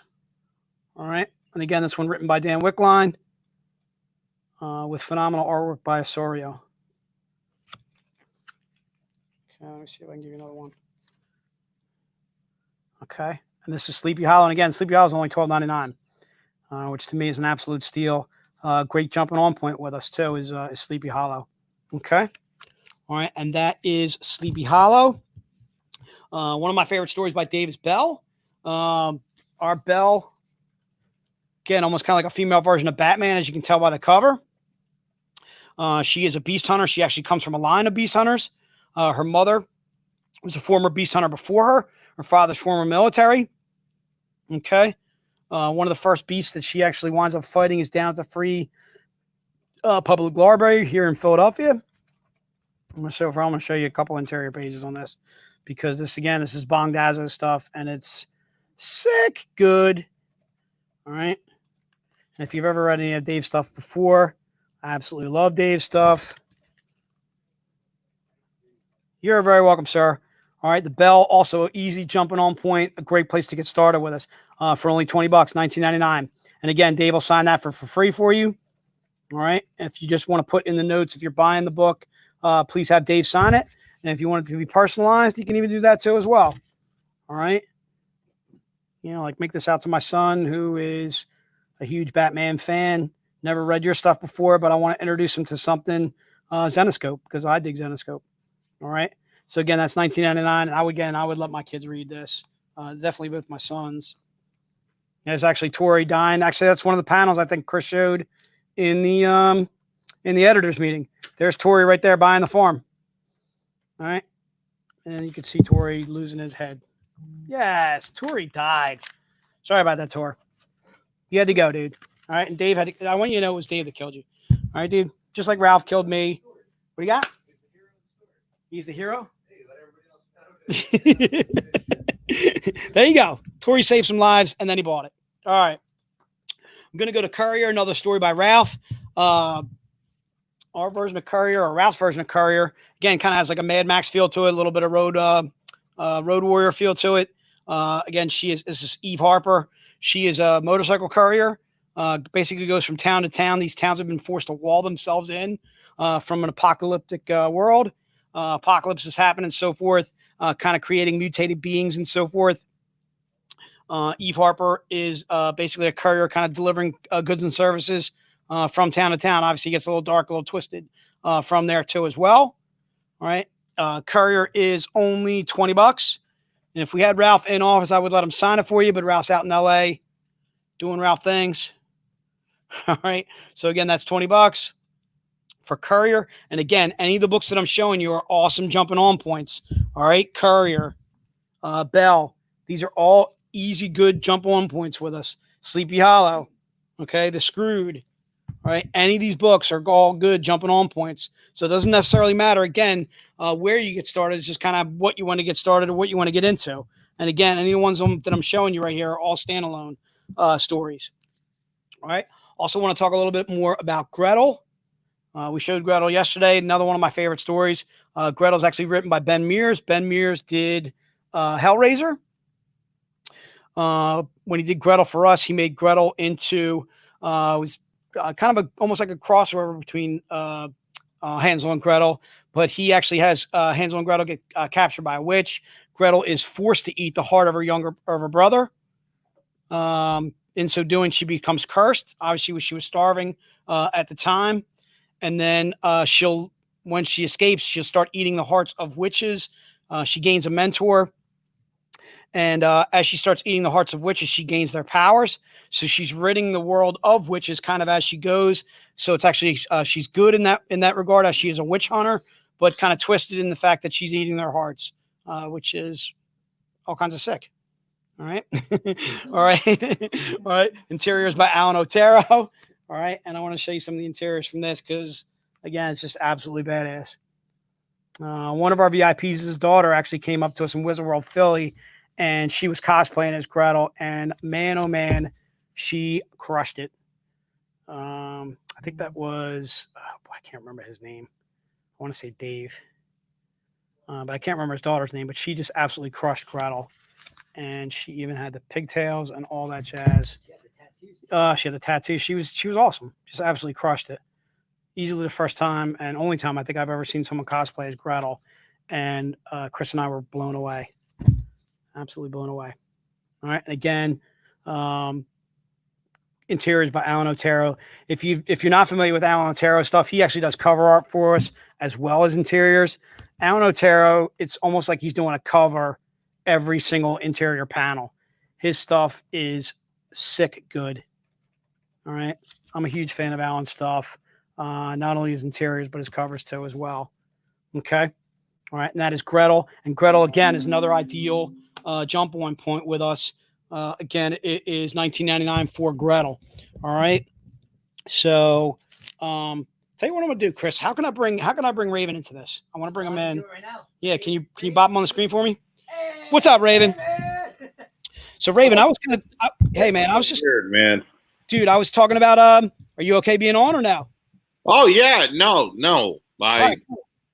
So what'd you think of my depiction of No Tomorrow? What would you say? Like if you were giving a sales spiel, or if you want to give like some Raven insight on No Tomorrow, how would you say your version of Karis or your No Tomorrow is?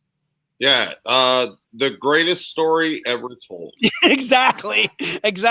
I'd say it's basically almost like a normal guy trying to fight death on Earth, trying to fight for his family's life, trying to fight, trying to battle death on Earth. I mean, how are you going to battle the Grim Reaper?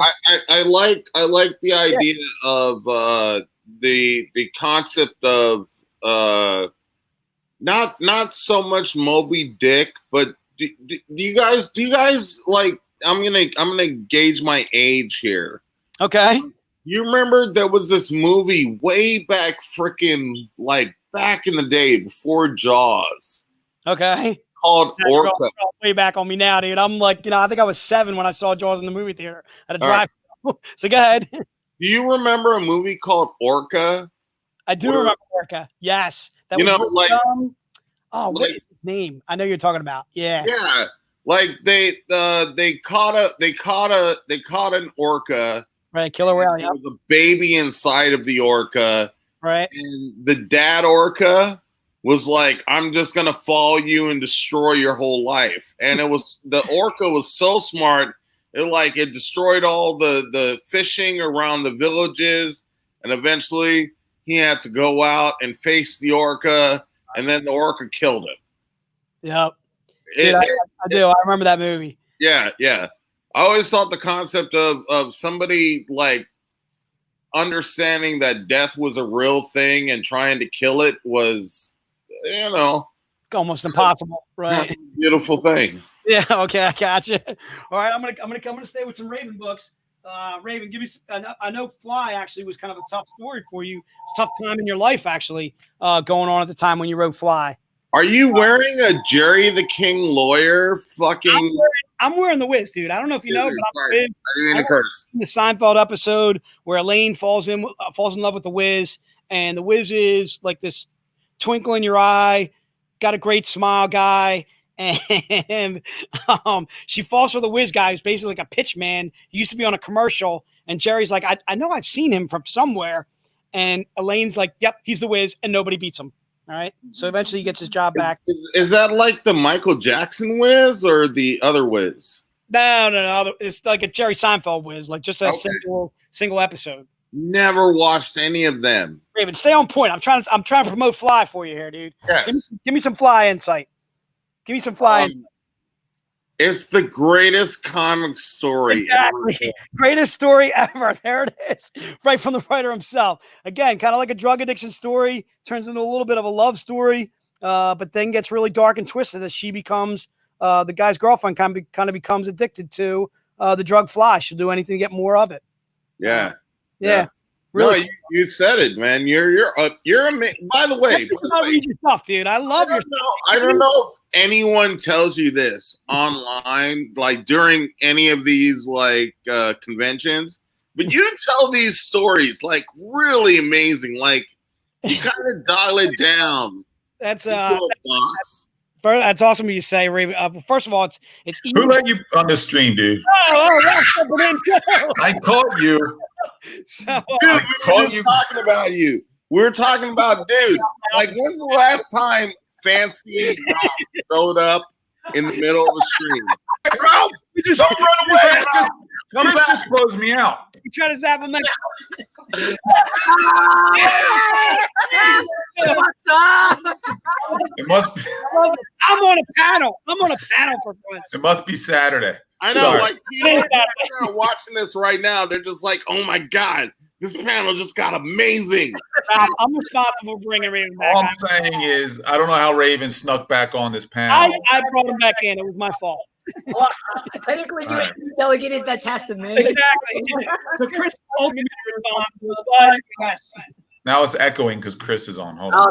Right, because Chris's computer. All right, I'm leaving you guys. Go back to. Stay, Ralph. Stay. I just want everyone to know one of the greatest things I ever saw in my life was Ralph's. What was it? The comic shop. Oh yeah, comic book company. Yeah. The comic book company. Like, oh my gosh, that should have got renewed for like literally 10 seasons. We should have flew you in from Phoenix for that one. Well, we'd have to renew it ourselves. It wasn't like it was. I know. It wasn't like somebody was paying us to do it. Exactly. All right. So yeah, I'm responsible for bringing Raven back. I wanted to kind of pitch some of his books. Right. Ralph, if you want to stay on, I'll pitch some. What you got? What do you got? Let's go some Ralph. I got a couple minutes, and then I got to go Got a lot of quarantine business. Give me your thoughts on how you came up with Hit List. How'd I come up with it? Yeah. Actually, Or was that more? I was always obsessed with like Bourne movies and assassin movies. And then like I think I called Raven actually, bounced some ideas off you. Do you remember that, dude? Yeah, I was like, dude, do that. And it's gonna be the best book ever. It was helpful. It was very encouraging. That's literally how it happened. I was like, Ralph, this is a cool idea. Do that. Do it. Like, you know what? Raven's really smart. He's really sexy, and he's a fancy dresser. I should listen to him.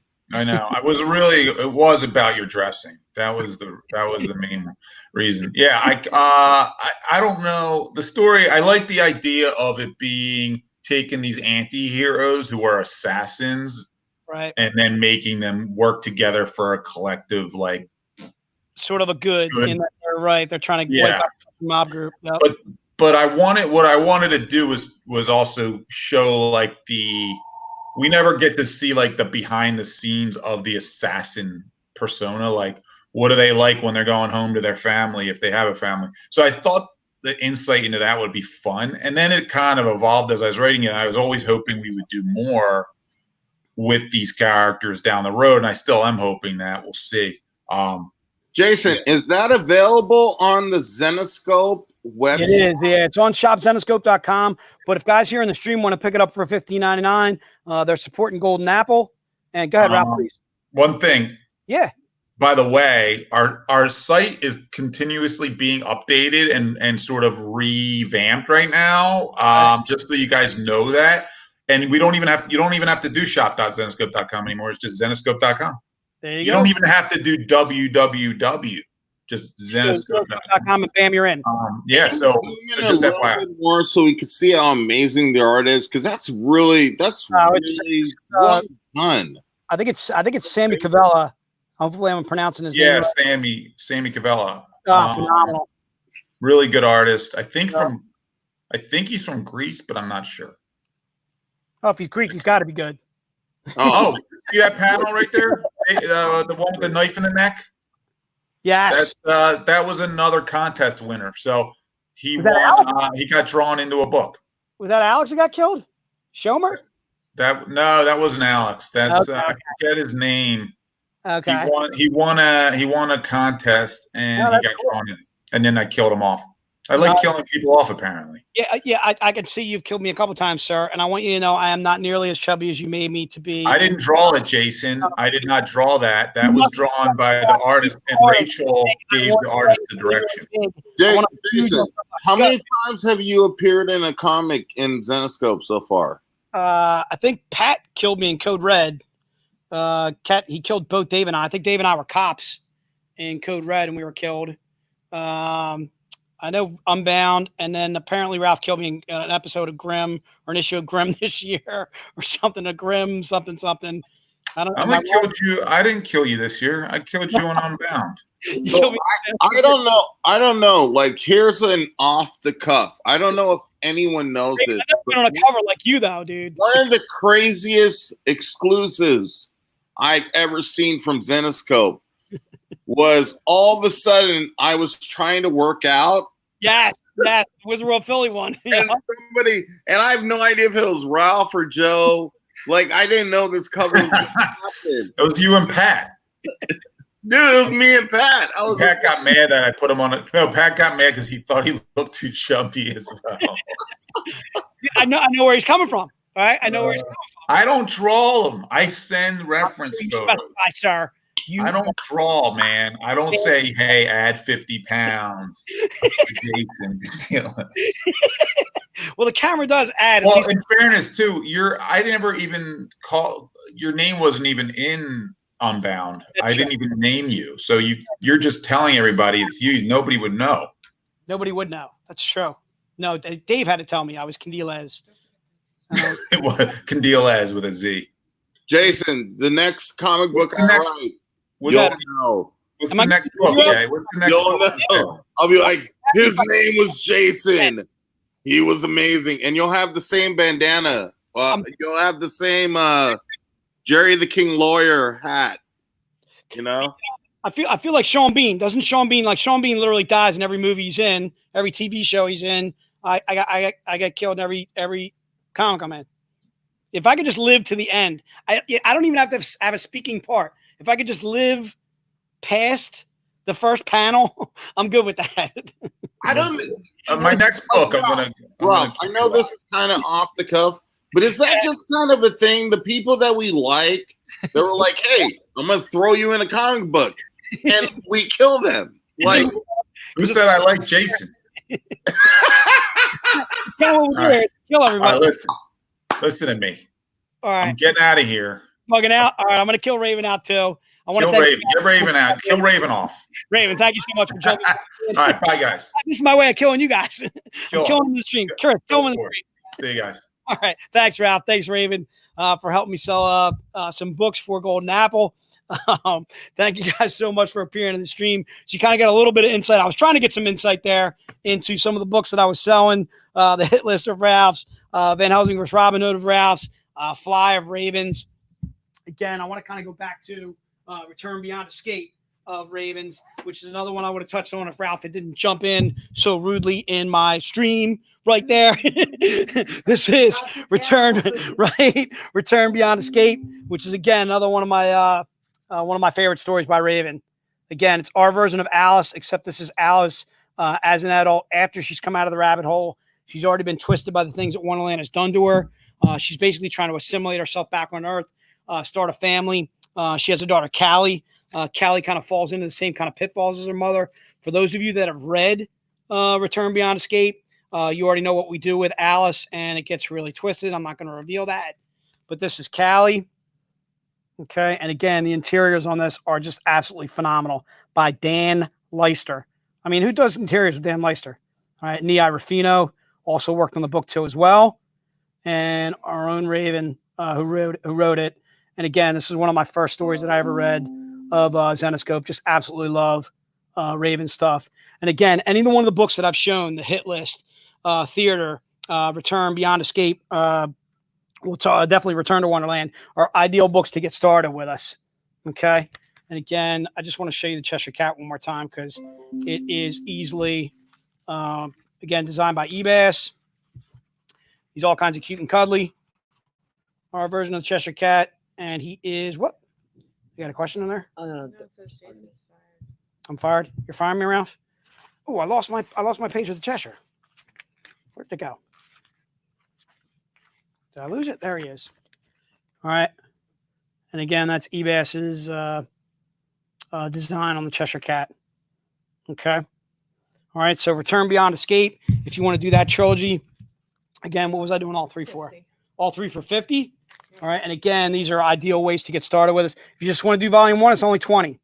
Okay. If you already have volume 1, you want to do volume 2 or 3, they are 18 each or $17.99. Okay. So that's going to conclude our hour with Golden Apple. So I want to say a huge thank you to Golden Apple. I want to say a huge thank you to Ralph, huge thank you to Raven for jumping in the stream right there, kind of giving you a little insight into the writers and what they do for us. Not only do we work with amazing cover artists, not only do we work with amazing interior artists, but our writers are just exceptional at what they do. Again, kind of Dave, you got some insight onto how Ralph, Dave, Joe come up with a comic idea for us.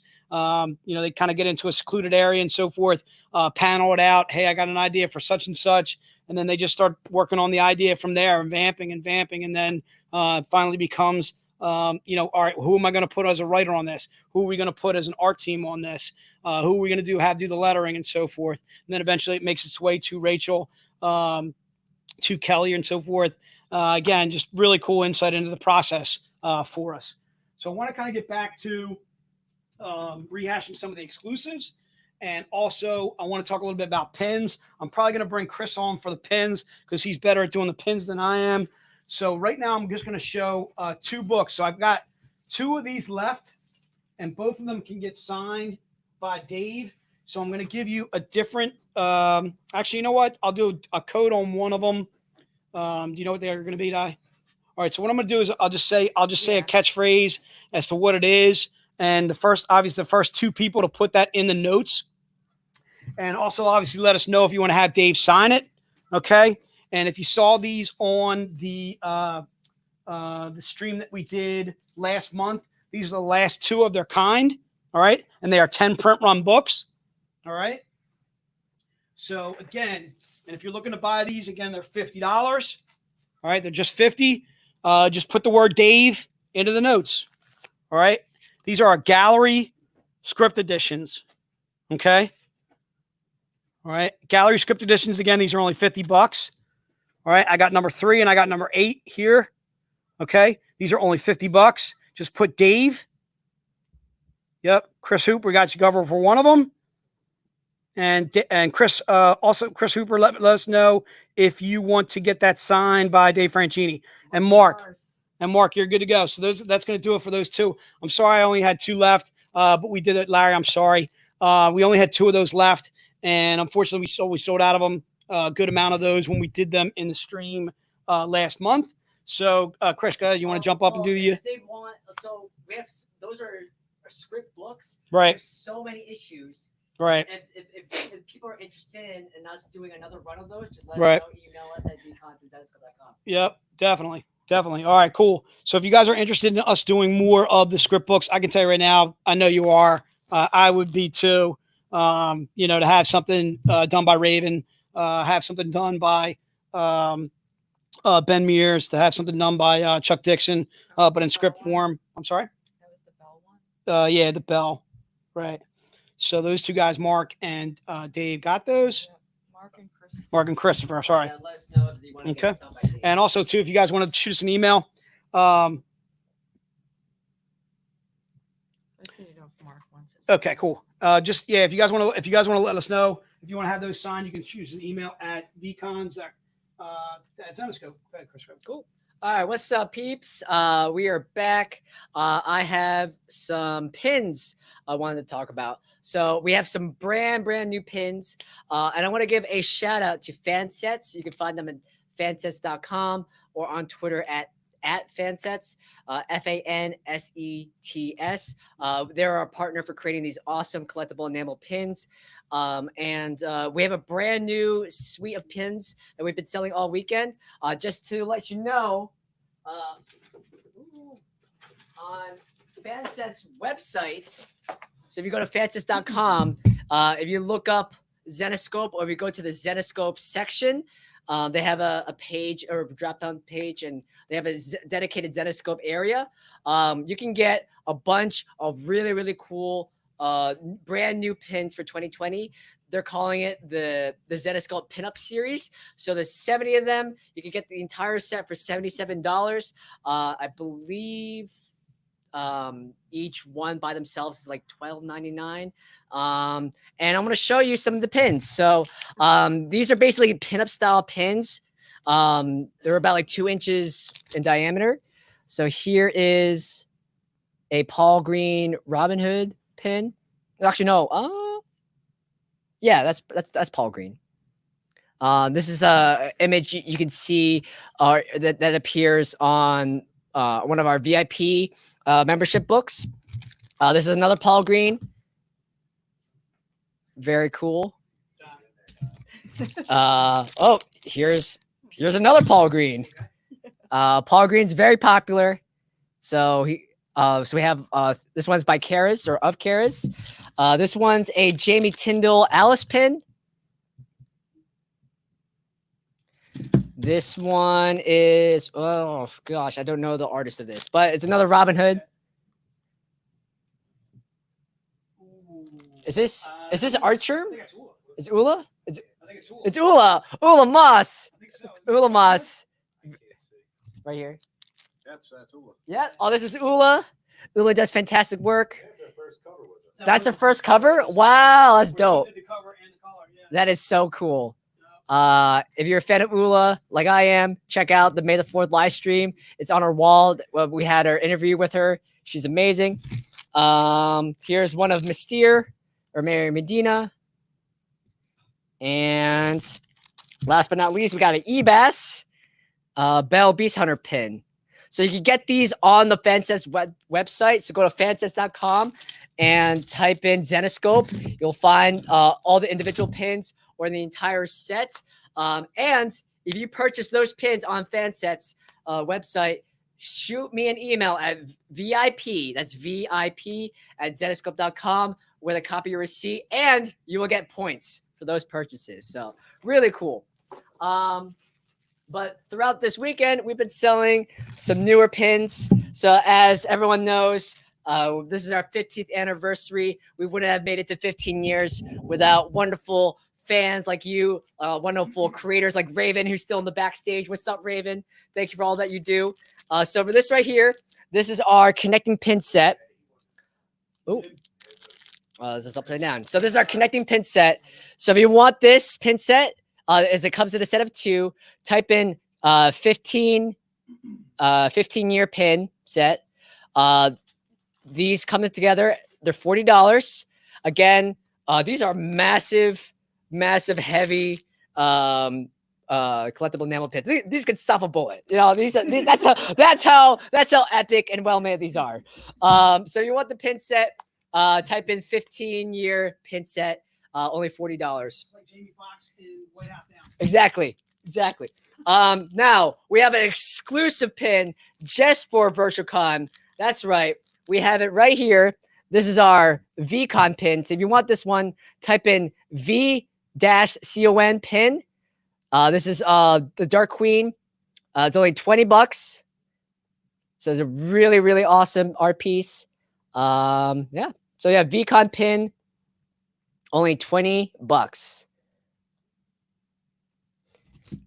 Now, since in lieu of Armed Forces Day Armed Forces Day and Memorial Day, again, we want to thank everyone. If you have ever served, whether you're, we want to thank you for your service, and we want to honor those who have died defending our country and our freedoms. And we have a line of special military pins. So we have 5 of them. 5 of them. Each one is $15. You can grab the entire set.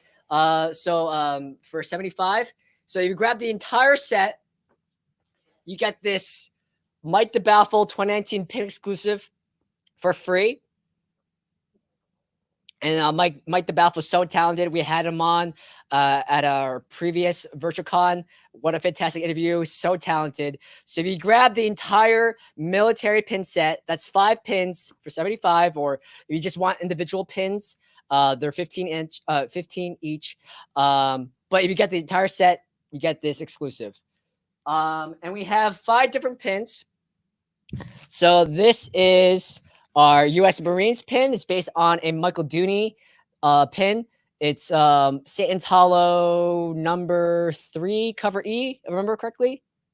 And this is also the same artwork that appears on our Memorial Day themed pack. So this is the U.S. Marines pin, $15. So if you want the Marines pin, type in Marines pin, and however many you want. This is our Navy pin. So if you want the Navy pin, just put down Navy pin. Again, they're all the same price, $15 each. Here is our Army pin. This is a cover of Van Helsing in Army garb. So you even want this one, type in Army pin. This is actually, this is based on a Sun Kumanaki cover. So this is a Sun Kumanaki cover. This is the same one. So this is our Coast Guard pin by Sun Kumanaki. Oh, this is Keith Garvey? Oh, it's Garvey? It is Garvey. I am so sorry. It's been a long weekend. I'm sorry. This is a piece by Garvey. This is our Coast Guard pin. So if you want the Coast Guard pin, just type it in, Coast Guard pin, and you'll get this for $15. That's 4. And then last but not least, I want to give a shout out to my man, David Nakayama, who was a guest this Thursday. What an awesome talent. This is hands down one of my favorite covers of David Nakayama. It's Karis as an Air Force pilot. She's ready to go to the danger zone. So cool. So if you want this pin, it's Air Force pin, and it's $15. So those are all the pins. And again, if you grab the entire military set, you will get this DeBalfo exclusive for free. So you can't beat that. And I think that's about. Can you tell Meredith yes? I think that's about it in terms of products. Unless Mr. J, do you have any other new products? We're good. Great. So I want to run by. But before we go to trivia, I want to thank everyone who supported us this weekend and supported us during just throughout COVID-19. It really hit the comic industry really hard. But we're still in business and we're printing out new books and we're still going strong. We're still doing cons. I'm sorry?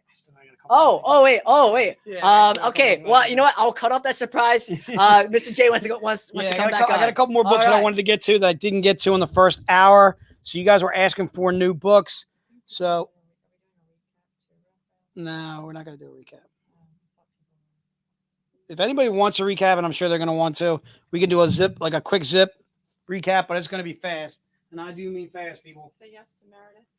All right, can you say yes to Meredith? Okay, so I think I stopped at book 19, right, Di? Oh, goodness. Yeah, see if you can go back to where I was at book 19. All right, so we're going to go to book 20. All right, so book 20 in your program. Let me know when you're ready, Di, and we'll get rocking and rolling. Yeah, I'm good. All right, so book number 20, the code on this die is Robin Hood Outlaw 04H. All right, and I'm doing 25 of these total. All right, and these are $20 each. Okay, covered by Paul Green. Hell yeah. All right, so these are Robin Hood Outlaw 04H. These are $20 each. If you want to just put into the notes, I want book 20. Book 20 is $20, and I'm doing 25 of these total. Okay, and Mark, I will try and do a real fast recap, but again, it's going to be real quick because we definitely want to be done before 5 or right around 5 at the latest. Again, it's Robin Hood Outlaw 04H. These are $20, and I'm doing 25 of these total. All right. Mark, Cool Papa Zulu, we got you covered. All right. Chris is asking, where do I get a Dark Queen pin? Is there a Dark Queen pin up here, Chris? Yeah, that's the convention pin. Okay. That's the one. Yeah. This one? Yeah. So, Chris, that's the Dark Queen pin. Just put Dark Queen pin in the notes, and it's $20. Right? 15? 20. 20. Sorry. So, book number 20, however, is Robin Hood Outlaw 04H. And again, that's $20, and I'm going to limit that to 25 total and one per person. If I don't have more people than buying the stream, if you guys want to double up, you certainly can. All right, it's Robin Hood Outlaw 04H. And again, that is $20 for that. This is the next one that I'm showing is book number 21. Thank you, Mark. Book number 21 is Gretel, 02F as in Frank. Okay. All right, I'm doing 25 of these total, and they're just $20. All right, it's a 350 print run, covered by Keith Garvey. The book itself is Gretel, 02F as in Frank. All right, this is book 21, and it's just $20. Okay, Gretel, 02F as in Frank. I'm gonna do 25 of these total, and they're $20. It's a 350 print run, and the book is by Keith Garvey. Lawrence, we got you covered. Thank you so much. Larry Younger, as always, we got you covered. Again, book number 21. This is book 21. So book 21 is the Gretel. Book 20 was the. Just want to be sure you guys are. This was book 20 here. Okay. Book 20 was the Robin Hood Outlaw 04H. And then book 21 that I'm on now is the Gretel 02F as in Frank. Tammy, we got you covered for book 21. Simon, we got you covered for book 21. Chris Lawton, we got you covered for book 21 as well. All right. Heather, shoot us an email at that VCons, and we got you covered. Okay. All right. Again, this is Gretel 02F as in Frank. Again, that's covered by Keith Garvey. And those are just $20. All right. This is book number 22. All right, the code on book 22. Let me know when you're ready, Di. Yep. Book 20, the code on book 22 is GFT V229I. You know, when we get down that far, it's usually probably a goodie. All right, it's covered by Paul Green. All right, and this is $100. I'm only doing 15 of these. All right, this is an in-store book. Again, it's GFT V229I. I'm only doing 15 of these total. And the book itself is GFT V229I's and Indigo. And again, these are $100. And I'm going to do 15 of these total. And Mike, I see you with your plushie. All right, Amy, I see you with your plushie. We're working on it. Yeah. Mark, you're good for book number 22. Larry Younger, you're good for book number 22 as well. I'm only doing 15 of these total. So if you're interested in grabbing one, please don't hesitate. Again, GFT V2, 29 Eyes and Indigo. Again, these are $100, and I'm just doing 15 of those total. All right, this is book number 23, right? Book 23. Yeah. I got 3 more past this. So 4 more, including the one that I'm holding. This is Hellchild, Blood Money or BM03J. All right, this is book 23. Again, these are $20, and I'm going to limit this to 24 total. Okay. $20? Yep, $20. It was a 350 print run, a cover by Elias Chatzoudas. Elias Chatzoudas. All right. Hellchild, Blood Money, 03J as in Jason. Again, these are $20. This was Cancer. Right? I think that was the Cancer. Yeah, it was a Cancer. All right. All right, that's Hellchild, Blood Money, 03J. I do. I'm breaking apart those packs because we sold out of the eBass like that. We almost sold out of the Dawn McTeague in a hot minute too as well. All right, this is another book that's sold out in that series. So book 24, you ready, Di? Book 24 is GFT Swim or Swimsuit. It's Swim 2019, Ian Edgar. These are only $20. All right, kind of keeping up with our military theme. Our Happy Memorial Day. Little Air Force tribute right there from Elias himself. We're doing 24 of these total. This is book 24. Book 24, and we're limited to 24. And these are just $20. GFT Swim 2019, E as in Edgar. Okay. The book basically is almost kind of like a compilation of just swimsuit covers by various artists. Okay. GFT Swim 2019 E. And again, those are $20. And we only have 24 of those. Larry, we got you covered for 23. Jennifer Cardona, we got you for 24. Mark, Larry, Brandon, Jeremy, we got you covered for book 24. Jeremy Evans, thank you so much, sir.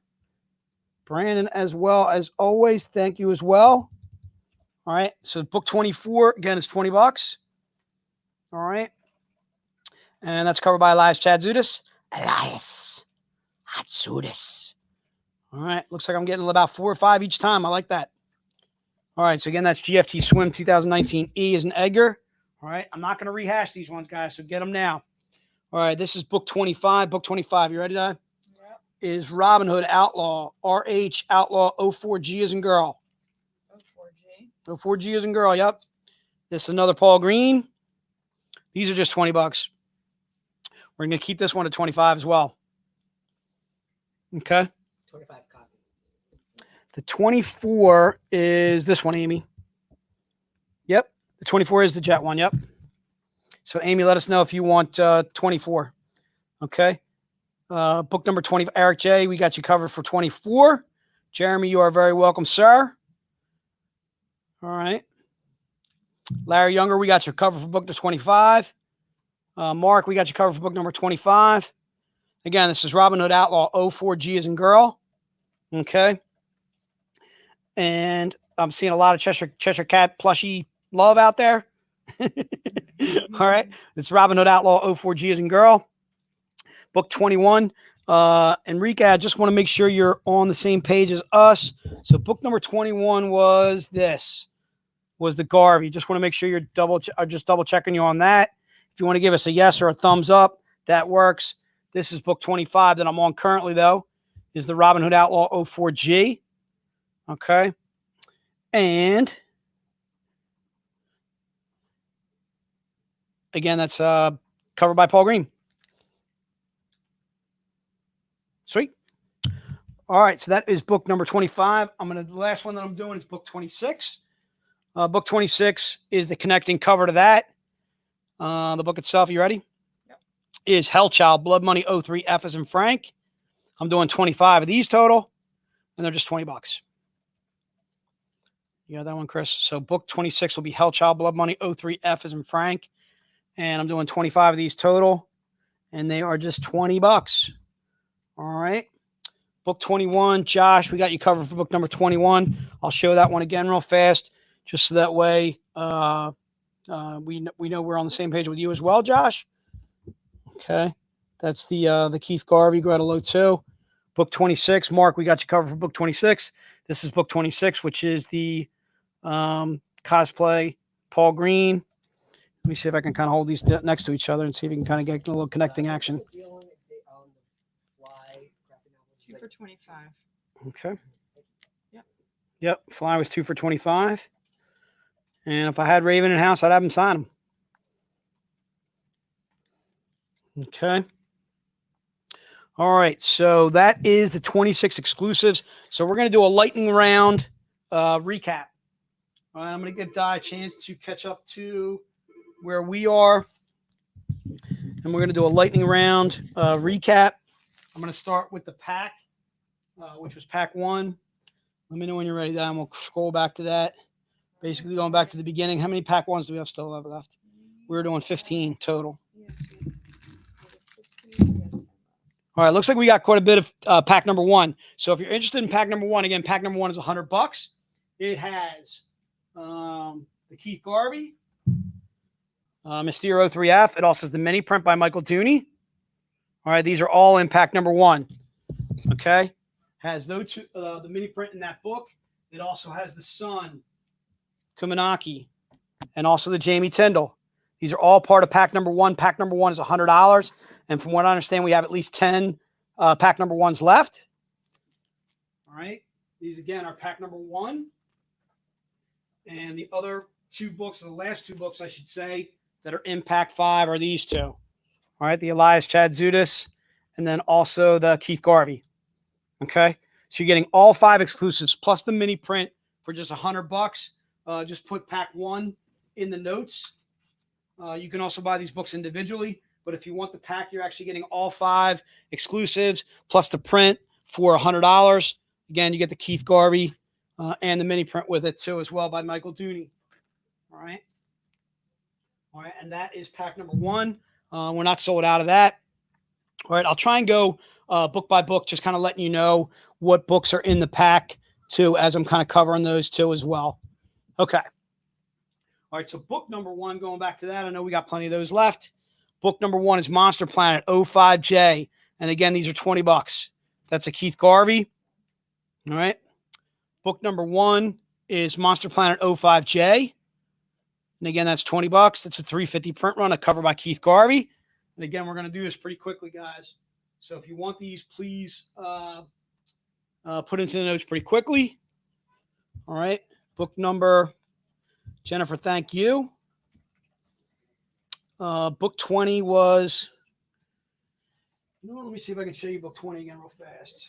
That's the web store variant, the cosplay, the Wolverine cosplay cover. The Wolverine one? Yeah, I'm pretty sure that's the one.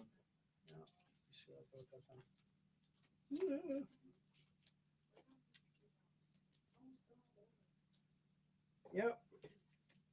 This was book 20. So if you want to book 20, again, book 20 was $20. It's Robin Hood Outlaw 04H. And those are 20. All right. So again, going back to the lightning round. All right. Book number 2. Chuck, you are very welcome, sir. Yes, you got it. Cool. Nick, you got book number 19. You're good to go. All right. Thank you. This is book number 2. It is Mike Chrome's Red Agent on Dr. Moreau 03 F as in Frank, if I'm not mistaken. I lost my sticky note. Yep. And it's $20. Again, that's a $350 print run. Okay. Trish, if it's cold there where you're wearing a hoodie, I can tell you right now, if I was wearing my hoodie, I'd be sweating sweating bullets. So Red Agent on Dr. Moreau 03 F as in Frank is the Mike Chrome. That's just $20. Book number 3 is Bell Oath of Thorns 06E. That's covered by Elias. And again, that's $20. All right. I know we have a decent amount of those left. This is book number 3. Okay. Just put in the notes that you want these books, guys, if you want them. If you have any questions and we're not answering them because we're flying through, make sure you shoot us an email at vcons@Zenescope, and we will be getting all your questions answered too. Also, please give us a couple of days. I think we're off on Monday for Memorial Day weekend, so you're probably not going to see any invoices probably till like Tuesday, Wednesday next week, possibly even Thursday. So don't fret. We will get all your orders together. We will shoot you an email just to confirm. That way you can kind of see all the things. And Dale, if you're working today, happy Memorial Day, my man. All right, this is book number 4. It's part of the pack. If you want to buy it individually, how many do I got left? Ooh, you know what? How many I got left to book 4? I got 6 left. All right, I got some left of book number 6. Book number 4. So this is the first day I actually can go back to book 4. All right, this is the Sun Kaminaki. And again, these are $20. I'm only going to do these one per person. So please don't put your name again in the stream to buy it again if you've already bought it the first time out today. Again, this is book number 4. We're limiting these to one per person. Again, that's $20. And I got about 6 of those left. Mark, I'm hoping that you didn't buy it before. As long as he didn't, you're good to go, Mark. Again, book number 4 is $20. The cover by Sun Kaminaki. This was our Phoenix Comic Con or Phoenix Fan Fusion exclusive. Okay, and again, it's covered by Sun. The book itself is Monster Planet 05K as in kick. And again, that's a 350 print run. That is part of the pack, if you still want the pack. Okay. And again, the pack is $100. Just put pack 1 in the notes. This is book number 5. I think I have a good amount of these left too as well. Yep, Mark, you're good on the pack. And if you want to do the single book, I'm fine with that too as well. All right. So book number 5 is GFT V2 37 L's and Larry. These are $20. And we got quite a few of these left. So if you want book number 5, again, it's GFT V2. That's Jamie Tyndall, color by Ula Moss. GFT V2 37 L's and Larry. And again, those are $20. And that is book number 5. Book number 6 is the EBAS. All right, book number 6 is the EBAS. It's Monster Planet 03E as in Edgar. These are just $10. Okay. And I think we got more than actually 10 available. But we'll put that up there anyway. So book number 6, if you want that, it's just $10. Just put in the notes. I would like book number 6. Again, a cover by EBAS. Obviously a cosplay cover. Mark, we got you covered for the single as well, which is Monster Planet 05K. And Monster Planet 03E is book number 6. There's book 6.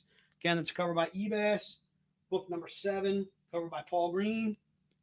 These are $25. Book number 7 is $25. Do I got a couple of these left? I had 10 total. Okay, we got a good amount of these left. It's Van Helsing versus League of Monsters 02. E is in Edgar. It's $25. The reason being is a 250 print run. Almost everything I've shown you up to this point are 350 print runs. That's why they're 20. The 250 print runs are 25. I'm only doing 10 of these total. Okay, book number 7. Colin, we got you for book number 6. Thank you, sir. Enrique, we got you covered for book number 6. David Ray, we got you covered for book number 6 as well. Thank you so much, gentlemen. All right. Book 7, Jeremy, we got you covered as well. This is Van Helsing versus League of Monsters 02E as in Edgar. Again, it's covered by Paul Green, color by Ula Moss. Obviously, a little Van Helsing action right there. Kind of Wild Wild West style. The Wild Wild West, Wild West. The Wild Wild West. Little Kumo D. All right. Van Helsing versus League of Monsters 02E as in Edgar. Again, that's $25. If you want to do the naughty version or the more naughty version of that, a little scantily, a little less clad, is book number 8.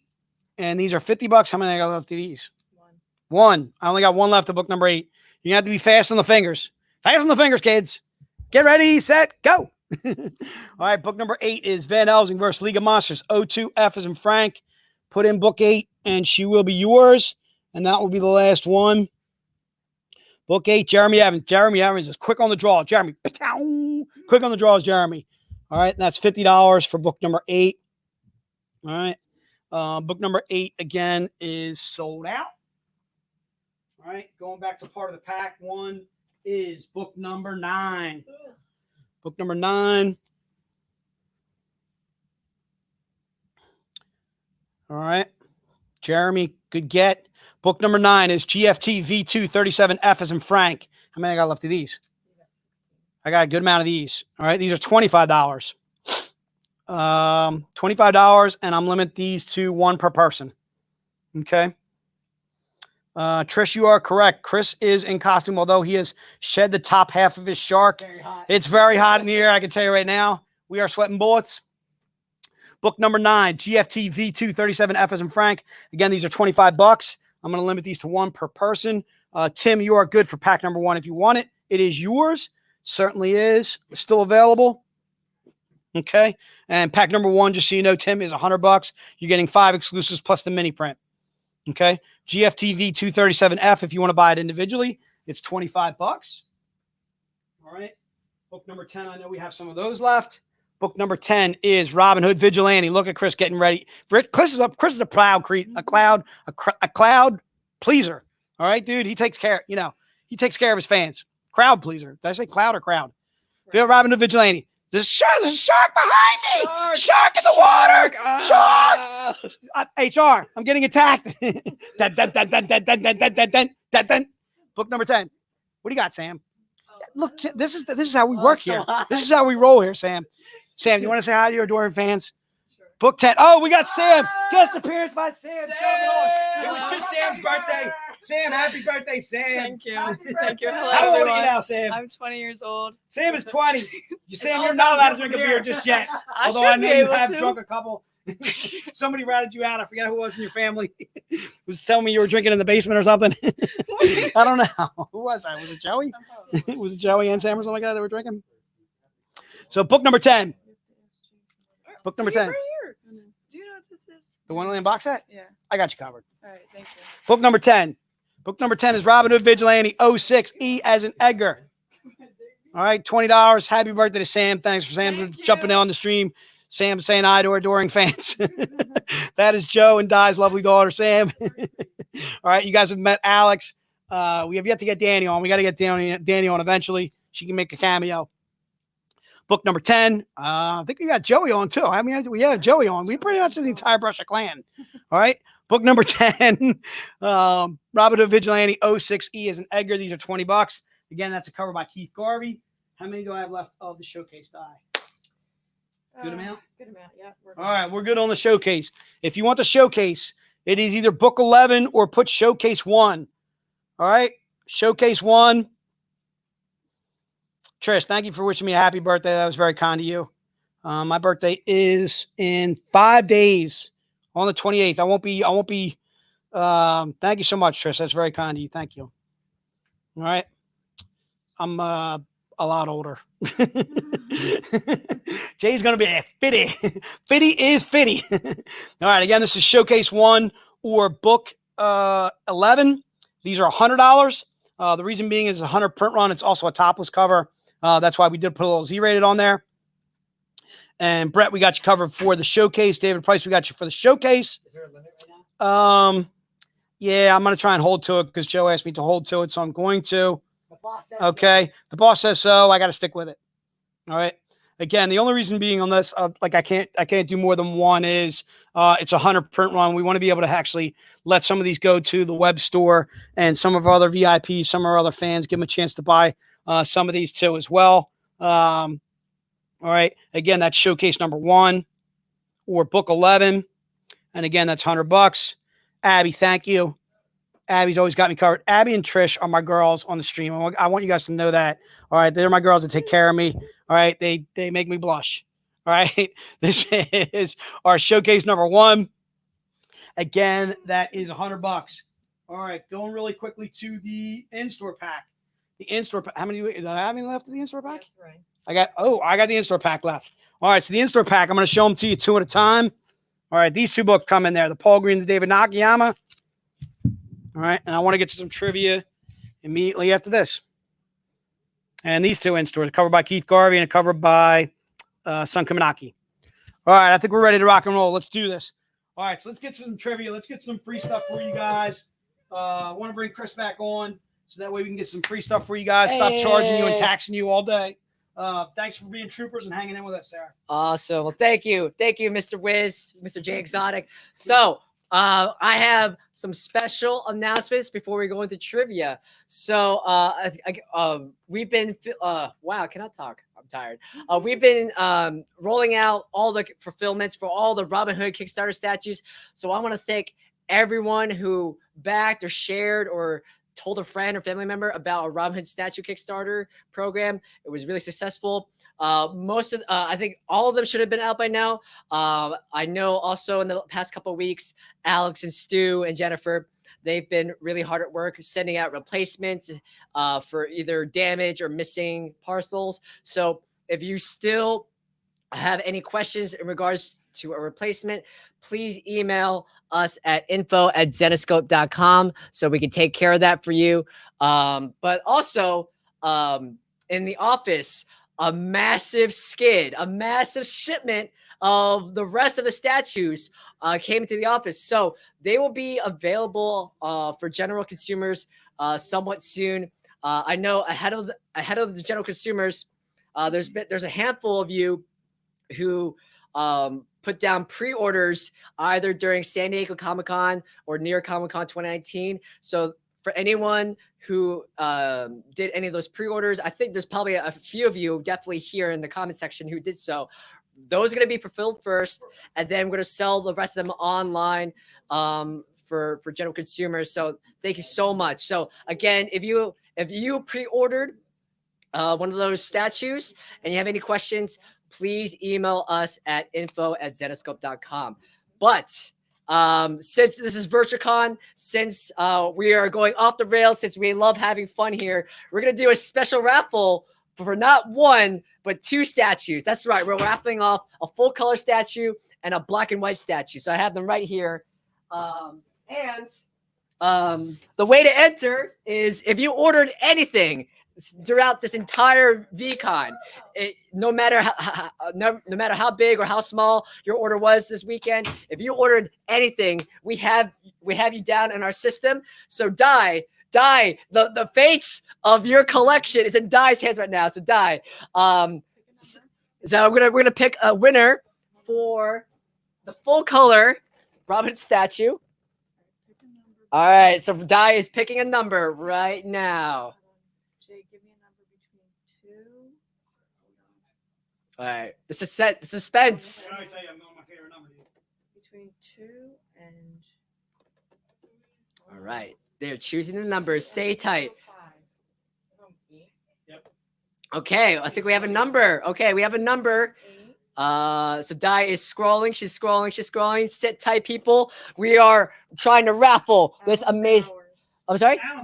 Alan Bowers. Alan Bowers, are you in the comment section? I hope you are. If you're not, we'll send you an email. Alan Bowers, if you are here, you just want a full color Basocha style statue based on Jason Carty's art. Congratulations, Alan. If you're not here, we'll shoot you an email and we'll give you like 48 hours to respond. But yeah, congratulations, Alan. You won this awesome full color statue. So congratulations, Alan. Oh, okay. All right. So Die is getting another number for the black and white statue. So personally, I love the black and white style a little bit more. I think it's has like a more stylish noir look. Again, also based on Jason Carty's art. Very talented. So the print run on these black and white statues is a little bit lower. Oh, we have a winner. I'm sorry. Okay, Jason Lee. That's Jison Lee. Jason Lee. I know you were here earlier in the comments. I'm not sure you're here right now, but Jason Lee, you won the black and white statue, and I think that's a really fitting winner because Lee. I don't think we ever seen you on a VirtuaCon before until this weekend. So thank you so much for tuning in for the VirtuaCon for the first time. So Jason Lee, congratulations. You won the black and white statue. Oh, it's spelled Jison. Jison Lee. Thank you. Okay. So we have our statue winners. Congratulations. And now, last but not least, we're going to go into some trivia. So congratulations to all those statue winners. Now we have 5 questions, 5 prizes. So again, it's the same drill. If you answer the questions correctly, if you're the first one to answer it correctly, you get a prize. So I had one of my, I think it went missing. Oh, here we go. Okay, so prize number one. So in celebration of Memorial Day, you're gonna get this Michael Dooney Memorial Day mini art print. This is based on Satan's Hollow cover E for issue number 3. So if you win this question, you're gonna get this free mini art print. All right. So the question. This one we're gonna start with the easy one. In what city does the story of Day of the Dead take place? Again, in what city does the story of Day of the Dead take place? This is a story featuring Mary Medina or Mystere. This is her first standalone trade. In what city does the story of Day of the Dead take place? Okay, we got some answers. Let's see. I believe. Yeah, Chuck Garza, you are correct. You are the first one. Congratulations. It is New Orleans. Congratulations, Chuck. You won that free Memorial Day Michael Dooney mini art print. Congratulations. The answer is New Orleans. I love Mary Medina. I love Mystere.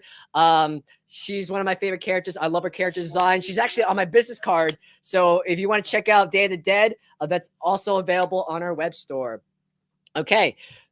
So the next few questions, as a shout out, as a thank you to all of our wonderful editors who tuned in and gave their insights and showed off all the work they've done on various issues. These next set of questions are related to those series. So this was a shout out to Dave Franchini. So the question number 2 is, in the opening issue of Belle Beast Hunter, Belle fights a centaur. In what museum does the fight take place at? The question is, in the opening issue of Belle Beast Hunter, Belle fights a centaur. In what museum does the fight take place? If no one gets it, I will give a clue in about maybe 30 seconds to a minute. Yes, thank you. In the opening issue of Belle Beast Hunter, what museum does the fight take place? I don't. Robert Hawkins. That is not the correct answer. Oh wait. Now I see it. Okay. Wait. Oh, geez. I think. Wow. Okay. That's weird. Something. Okay. I think we're gonna have. There's a tiebreaker. No, wait. Hold on. What's going on? All right, Brian. Okay, it looks like Brian. Oh wait, no, Brandon. I'm gonna give it to Brandon. Okay, Brandon Ledbetter. Brandon Ledbetter, you're correct. It is the National Museum of American History. The Centaur. Oh, is it? Oh, okay. Well, looks like I got the question wrong. Okay, you know what? Oh, okay. Well, my bad. You know what? Okay, I'm gonna give 2 prizes. Robert Hopkins, you won, and I'm gonna give the other question to Brandon. I'm so sorry. I mixed up my questions. So embarrassing. But both of you are gonna get prizes. Congratulations. I'm getting sloppy. This is terrible. It's Saturday, bro. It's terrible. Issue 1 starts we're in the free library, but in the trade. Oh, I see. Okay, I'm getting some fact checking. So the fight begins at the Philly Public Library, but then in issue 1, there's a fight that goes on in the Museum of American History. Wow, this is embarrassing. There's nothing to be embarrassed. It's okay. It's been a lot. It's really hard trying to figure out trivia questions sometimes. Okay, it's fine. You know what? More people getting prizes. It's fine. It's great. All right. So question. Oh yeah, what was the prize? My God, I didn't even announce the prize for that. I'm so scatterbrained right now. So the prize for question number 2 was this VirtualCon pin. So we got 2 winners for question number 2. You're both getting this VirtualCon pin. So congratulations. Okay. Question number 3.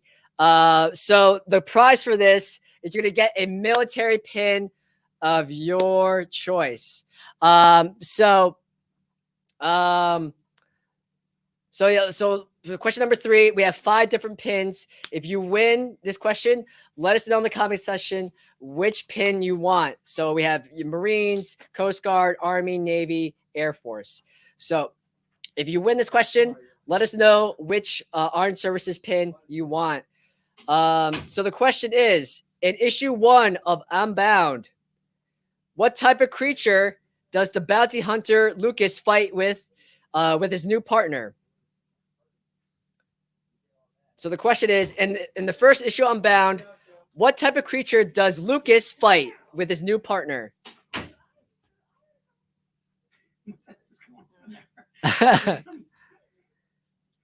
Oof.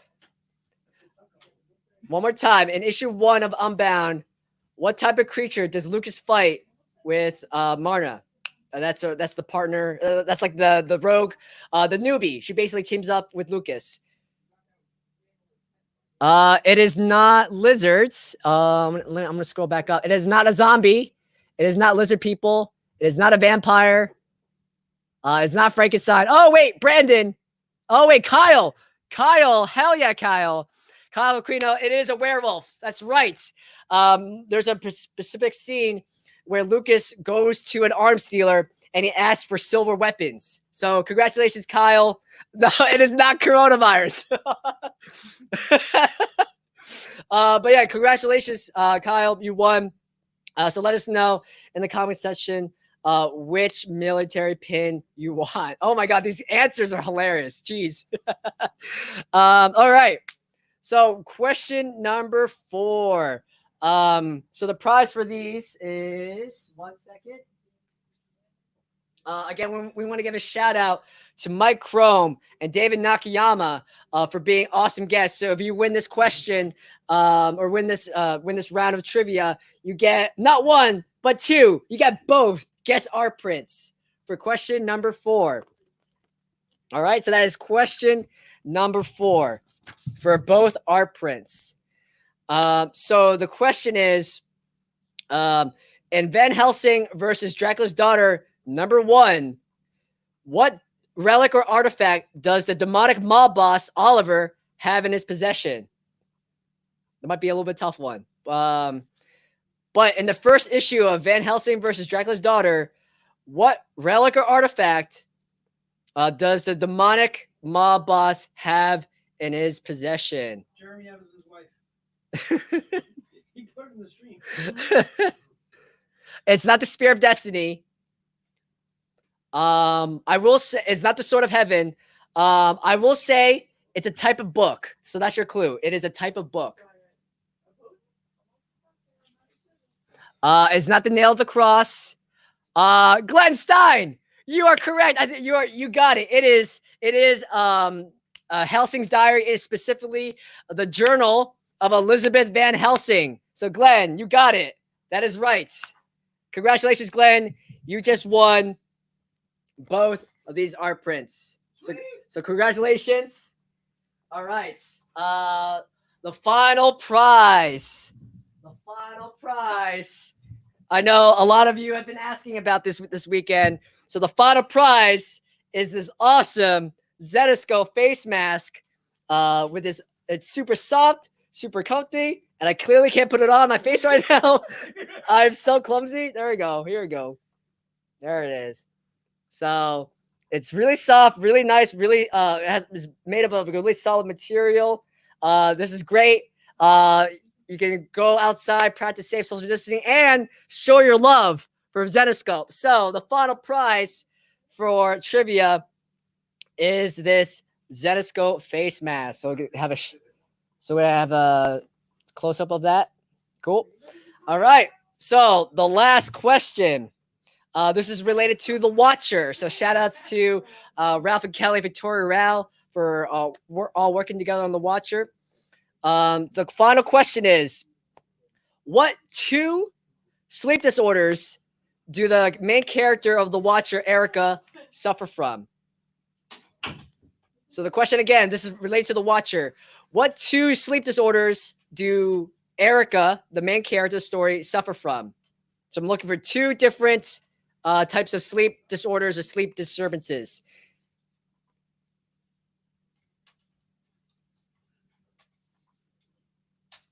It is not insomnia and narcolepsy, but good guess. John Hazel, bad dreams. That's fairly close. You're getting warmer. Oh, okay. Oh my God, you guys are so close. Some of you are getting one of the answers, some of you are getting the other answer. So I will say, okay, you guys are so close. Okay, I will say, night terrors is one of them. So everyone, I will give you that. Night terrors is one of them.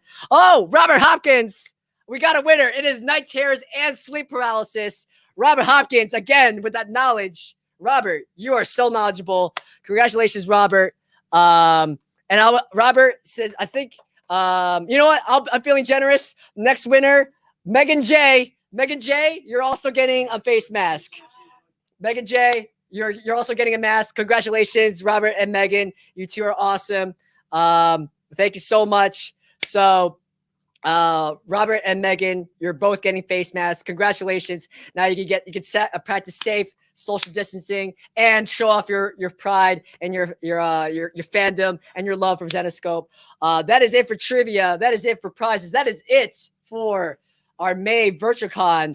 I want to thank everybody for here so much for supporting us, for tuning in, for just hanging out with us, having tons of fun. I want to thank David Nakayama, Mike Chrome, Raven Gregory, our all-star team of editors, Rachel, Kelly, Raven, again, Dave, Ralph Tedesco. I want to thank all the staff right here, Di, making all those orders happen. She's going to be working hard, but we're going to have a long deserved break over the weekend. Come Tuesday or Wednesday, we're going to start sending out those orders, those invoices. So check your email. In the meantime, if you have any questions, like let's say you think you missed one of our, you think we missed something, or you want to add anything extra, please email us at vcons@zenescope.com. I want to thank Jay for being. Guys. Oh no, thank you. I want to thank just everyone. You're so wonderful. You're so beautiful. You're great. And I want to thank all the service men and women who serve in our armed forces. This is Memorial Day weekend. So we want to honor those who have served, are no longer with us, or have currently served, or are serving. If you just served the military, you've made the ultimate sacrifice. If you protected our freedoms, our liberty, and our way of life. We thank you for serving. And I just, Mr. Wiz. I want to thank Chris for coming in a shark suit in the first place. Doing a great interview with the panel. Again, thanks to Raven, thanks to Ralph, Dave, Rachel. It was good to see Rachel and Kelly. We have not been able to see those young ladies because of COVID. They've been working from home diligently. If they're still listening, thank you so much, ladies, for all the work that you do. Huge shout out to Chris Cote and Ashley too as well. They've been working from home. We miss you guys as well. Shout out to the warehouse guys, Stu and Jeff. Big shout out to Dave, of course, as always. Dave's here every day, even on Saturday, as you can see, working hard. Thank you guys so much for joining us in the stream. Please, everybody, have a great Memorial Day weekend. Drink a beer with us. We're certainly going to get in some back this week. Right, cool beans. That means everybody drinks. Cool beans. There's Di. She's chugging. She's got to get one up for cool beans. I want you to know I hadn't said cool beans since I said it very early on. All right. And thank you again so much for everybody that bought everything. Again, if you have questions, like Chris said, shoot us an email at vcons@zenescope.com. And just want to reiterate again, like Chris said, thank you to the military. I saw Xavier put in the stream. He's former military. Xavier, thank you so much for your service. Thank you so much for all you buy from us. Again, huge shout out to all the servicemen and women who have served or currently serving, currently overseas. Hope you guys get a chance to FaceTime with your families this weekend, this Memorial Day, as we remember those who have passed and those who currently serve.